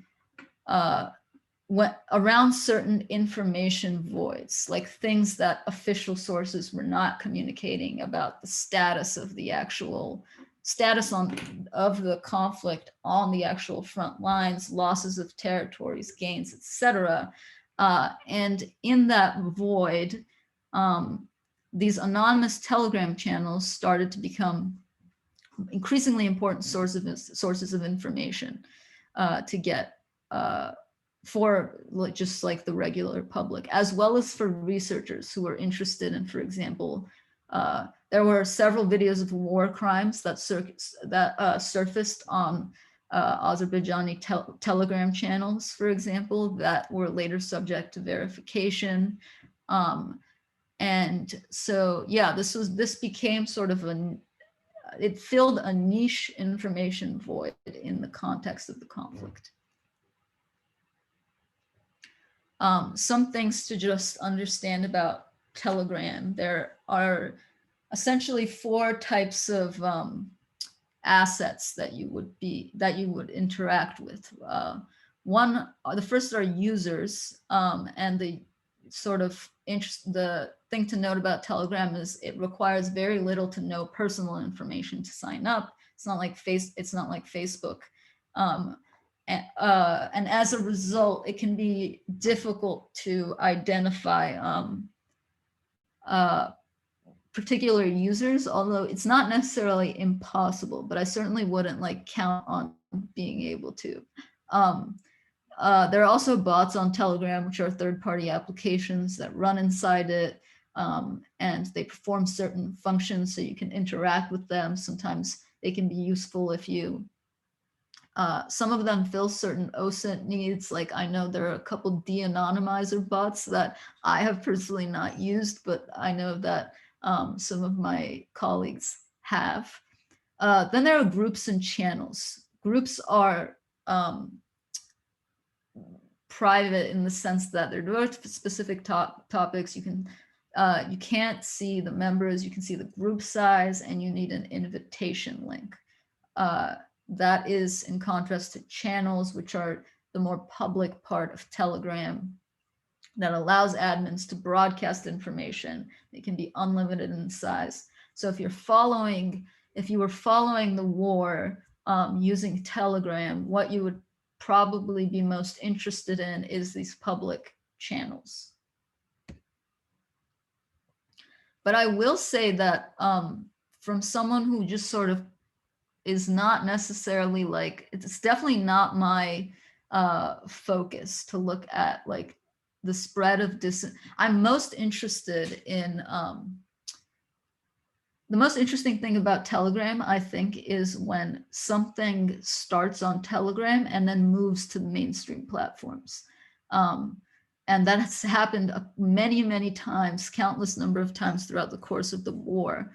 And I think in terms of thinking about Telegram's role in disinformation and other online harms in Armenia, that is the main context in which to think about it. Like the fact that something can emerge in this anonymous Telegram channel, and from there it gets picked up by this network of news outlets in Armenia, shared on social media, and then it enters a more mainstream news environment. So there are a couple of times where that happened.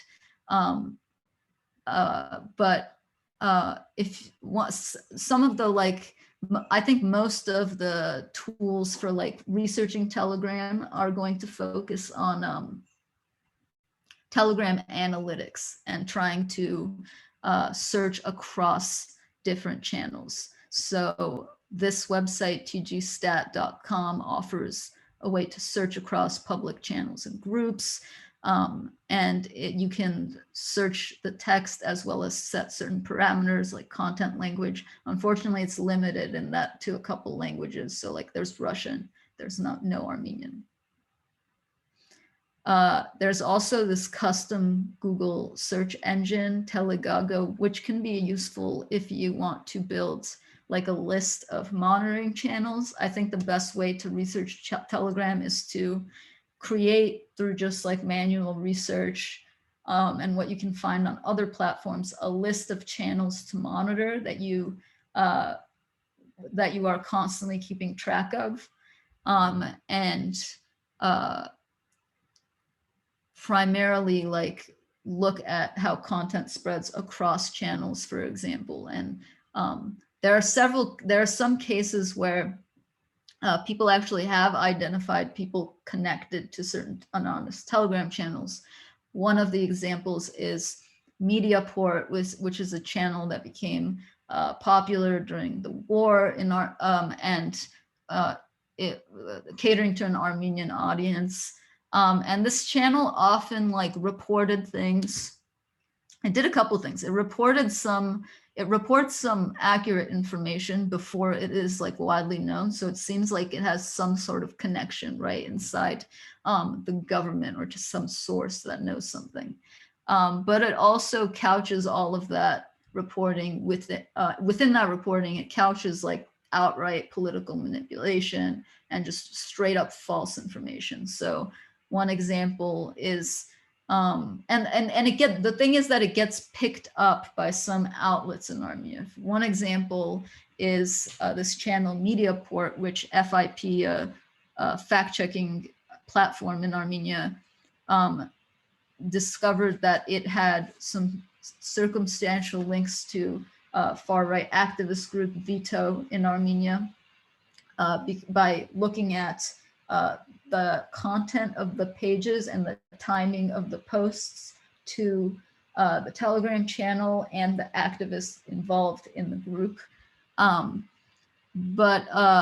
There was, at least this is just one example, when something the Mediaport channel reported made its way to like a low quality but widely circulated outlet. So this article reports that, okay, Mediaport wrote that basically the director of the NSS, the Armenian intelligence chief, was summoned, went to Moscow, and there he was presented with this network map of George Soros agents in Armenia, and was told to, get rid of the entire network in Armenia and fire everybody that is an agent of George Soros in Armenia. So it's like, it's the popular like George Soros anti-Semitic conspiracy theory that we've seen in various contexts across the globe that is popular in Armenia in the context of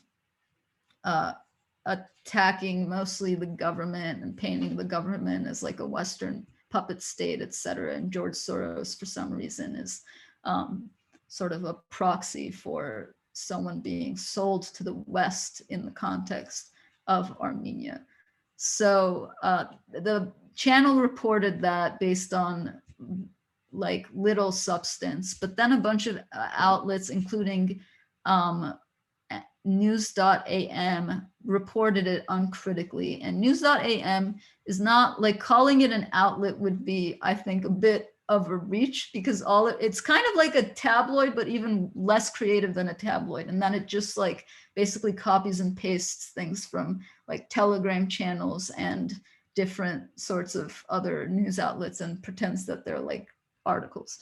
But it has quite a bit of reach in Armenia for some reason. I think because it posts some news in English and it promotes its assets on social media. So it's one of the most visited sites, technically, even though I don't think most people trust it. This is just an example of how information flows from Telegram to different websites.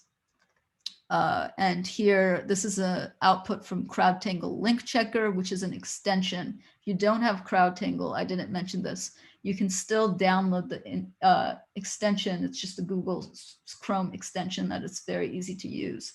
That will show up in your toolbar, and you can, when you navigate to an article, you click on the extension, you'll see the pop-up that will show you how much engagement the article has gotten on Facebook. I think I'm actually almost running out of time, so I will go through this rather quickly. But yes, the fourth sort of element of cross-platform operations is often external website domains.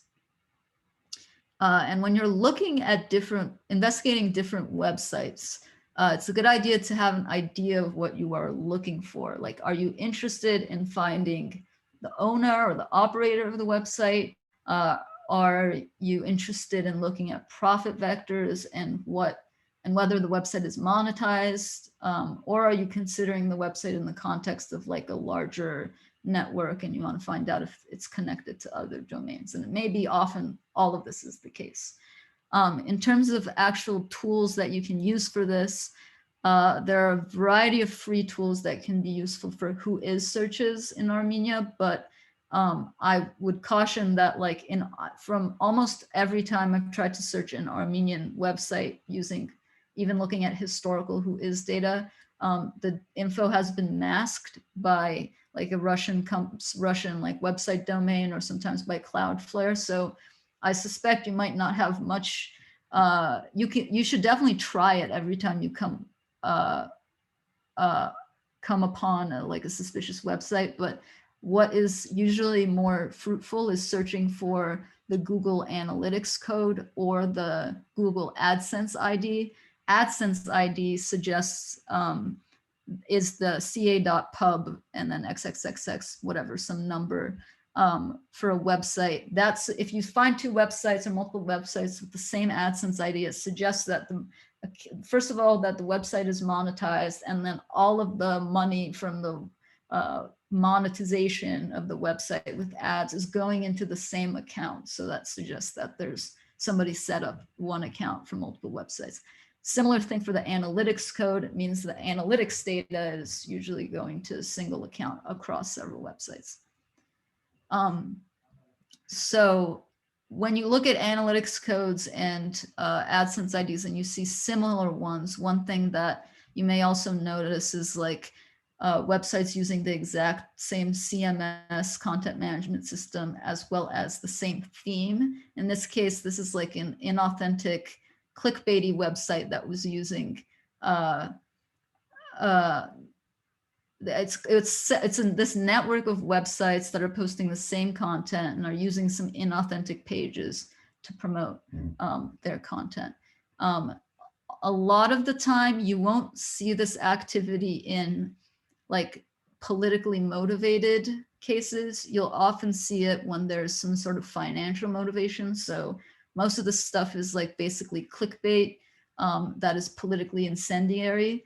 But it does play a role in the Armenian media environment. So I think it's important to highlight. If you're looking at looking for any sort of information on like historical who is data, for example, or AdSense IDs, one thing that I think, one site that is useful is builtwith.com.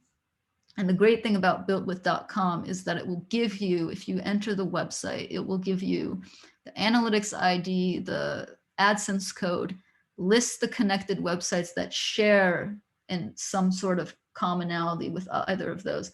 And then it'll give you like a history of the IP address, history and relationships, and you can see if there are changes over time. So sometimes a website will start out using, this is for IPs, but like will start out sharing the same AdSense ID, and then will be moved to like a different AdSense ID, AdSense account. So that can be a suggestion that at some point websites were connected and may still be.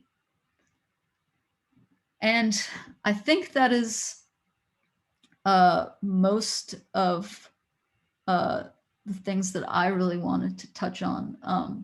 The last thing I want to highlight is that I kind of tried to cover a lot of ground, and I know that like it's sometimes these presentations can be too general, or they can turn into like a collection of just showing people certain tools. So but the great thing is that there are a lot of resources available for self-learning, independent learning that are for free online. And these are some of the ones that I suggest. I realize now that it's not really useful to have hyperlinks because this is PowerPoint, but you can write down some of these and like Google them and find answers and find the resources. But one of the ones that I like really suggest, and I don't get commission for this at all, is this book, Open Source Intelligence Techniques by Michael Basil. This is the newest edition. They just came out with an edition, and it's just like a very comprehensive collection of different OSINT tools, and gets pretty advanced. Like it teaches you how to build your own virtual machine, which is basically like a contained computer within your computer specifically for your OSINT investigations. So I would suggest, if you're interested in like learning about specific tools that you may have never heard of before, and how you can actually apply them in the real world, I would suggest picking up a copy of the book. It's a great resource. And that is it. I don't think we have time for much of a Q&A, but I defer to Nadine and Eric. Hi, yes, thanks a lot, Zarine, for the very interesting presentation. It was excellent, and I'm sure everyone enjoyed hearing you speak.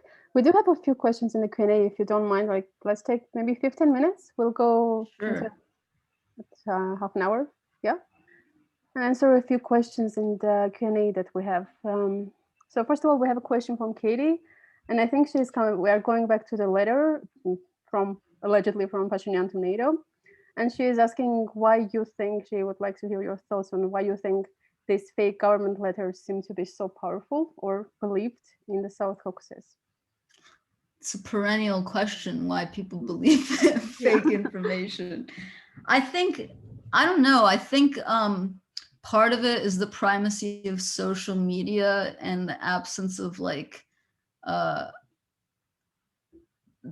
established legitimate media in Armenia that as a sustainable business model. Like if you think about what media outlets exist and how media outlets make money, outside of the outlets that get some foreign investment or rely on grants, right, that are often the ones that have like dedicated fact-checking units, a lot of outlets, established media outlets, even if they're like reputable, also engage in like publishing a lot of clickbait because it gets a lot of engagement on social media. So I think just like the environment, the media environment in Armenia kind of creates this situation where information that is like not obviously falsifiable is very readily available, and it confirms these existing biases, and there's not really any way to counter it by fact checking. And I think this kind of leads to your next question about how sharing truthful research can anger people that disagree. Yeah, should we go over the next one again from Katie? So one of the challenges of doing this sort of work is that individuals can become targets themselves, or attempts at just sharing truthful research can anger people that disagree with it. Any thoughts on how people can withstand such pressure, or how can we encourage students to get into this sort of work when we know it's difficult and possibly will lead to them becoming targets? Yeah, this is very hard. I think like there are a couple, especially when it's a crisis situation like a war, it can be really hard to conduct research on the internet without becoming a target. Like I think this happens a lot in the context of Syria and reporting on disinformation in Syria, and like most researchers who do that have been targets of harassment at some point. It also happened in the context of the Karabakh war, obviously. My, I guess, suggestion from personal experience is to just like, well, one thing, if you're like, you have to take certain precautions. Like if there's like, unfortunately, if there are like serious threats being made, you have to be kind of careful about like mentioning your family and stuff online, which sucks, but it is unfortunately a reality. And then the other thing is like not just like have to take a break from social media sometimes. And sometimes, at least my personal experience is that researching social media can really have this like psychological effect, even if you're not on the ground in a war zone. You may be thousands of miles away and completely safe physically, but emotionally and psychologically, it can really, really take a toll. Just seeing all of this content, and also if you're experiencing targeted harassment, it makes it doubly difficult. So yeah, I think keeping that in mind is important, and sometimes maybe getting off social media and keeping an eye out for what's called vicarious trauma, which can be when like you actually develop like a traumatic reaction to something without necessarily being on the ground physically experiencing it. Thanks. Yeah, I agree with that totally. And another one from Hrak, and he's asking, again, it is we're going back to the Twitter accounts when you were monitoring Twitter, and he's curious how you determined which accounts to look at, since as a journalist covering this, I didn't see any of the accounts you mentioned, while some popular accounts were not mentioned during your presentation, and they were clearly spreading questionable information. You also didn't mention Instagram, which seemed to be the focus of so much info and disinfo sharing. Is there a reason? Is it because IG is harder to track, or some other reason that you... Those are good questions. I would say there's a difference between like, there are a couple of malicious behaviors online, and there's like a difference between like what platforms actually take down, for example, like coordinated inauthentic behavior and just like spreading false information online. And so the interesting tension is that often these accounts that get actually taken down for CIB are not really getting much engagement, and the accounts that are really responsible for spreading disinformation most often are popular influencers. But I think it comes down to, like, in a lot of contexts, I think what has been hard about for journalists covering Karabakh is that the informational void that happens. Like, yes, there was tons of disinformation about, for example, what was happening in Sunik. But the problem is that like there was also a lot of stuff that people really didn't know about what was going on. So it was very difficult to say, to prove to people that something is false or like falsifiable. So I think in a lot of cases, and when you're looking at influence operations, it makes more sense to focus on the behavior than on the content. If you're focusing on like individual people, like some influencer or journalist who like is in Armenia and spreads some information that is unverified on Twitter occasionally, which is something that happened throughout the course of the war, that may be an isolated instance that has an effect, but it's not really part of like a broader influence operation, if that makes sense. So it just requires different methods. Thank you. And we have one final question. If anyone else has any other questions, please type them now into the Q&A. And if not, I'll go ahead and read out the final one from Mark. I've heard that post 2016, there seemed to be a shift away from the creation of false accounts in favor of elevation of token heads. Find distinct fringe bad faith actors, tailor their messages, send them cash, and upvote and retweet their content. Do you think this is true or accurate? It seems like in the context of Armenia, the use of short-term false accounts was alive and well. Yeah, that's a really interesting question, because I think it gets at something that applies beyond the context of Armenia, which is kind of a theme, is that around 2016, this conception developed around what is like unacceptable behavior online that hinges on the behavior of accounts and centers on the use of fake accounts in particular. But I would definitely agree that in general, this field that looks at disinformation online since 2016 has shifted overall from focus on these inauthentic accounts to domestic influencers in many contexts. So we saw that really clearly in the US with the 2020 election, and how really in 2016, you know, people were concerned about a troll farm in Russia creating fake accounts. In 2020, people were concerned about the president of the United States with millions and millions of followers tweeting that the election was rigged every like 10 seconds. So I do think that two things have happened. I think platforms have gotten a little bit more proactive about enforcing it against fake accounts. However, it may be that like the focus on fake accounts in the first place was kind of misguided, because maybe the problem was never these accounts that didn't get any sort of engagement, but more the disinformation or false or misleading information spread by influencers. The problem is with a lot of influencers, especially in the context of the war, the disinformation label can sometimes is used as kind of a catch-all, but it's like once you start getting into politically manipulated speech, which is what happens often in the context of Armenia from both the government and government sympathetic actors and opposition sympathetic actors, is that there's not an outright falsehood at the core of what they're saying, but it may be like a truth built up into something that ends up being misleading. And that's really what's most effective.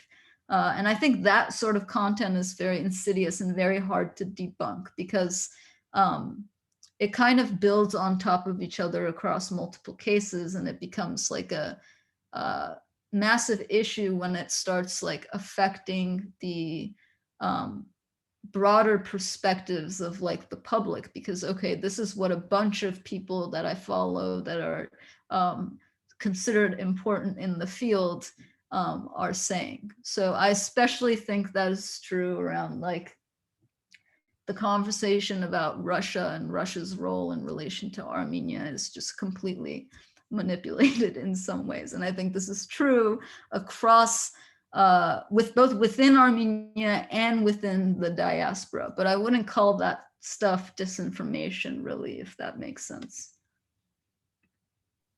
Great, and I think we have one final one, and this is from Christina, sorry. Any specific advice on detecting troll farms, researching them, specifically in the Armenian context?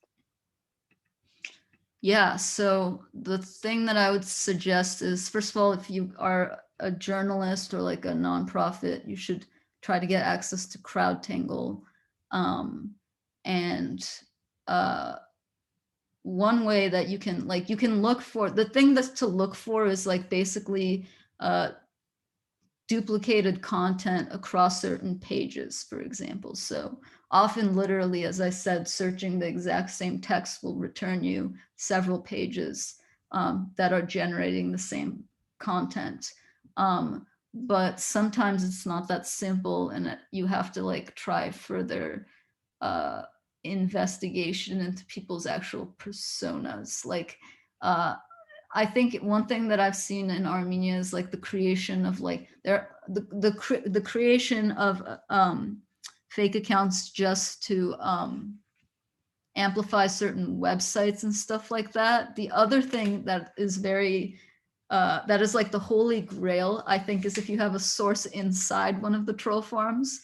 The problem is that it's very hard to get one, and sometimes but if you have somebody on record, even if they're anonymous, saying that like, yeah, actually, yes, I work for this PR company, and they basically pay me to sit in a room and tweet like pro-Kocharian content or whatever from 9 to 5 every day, well, then you have some like real world corroboration of what you're seeing online. Otherwise, you have to rely on these open source indicators like posting in the exact same minute and duplicate content and copied content from certain websites.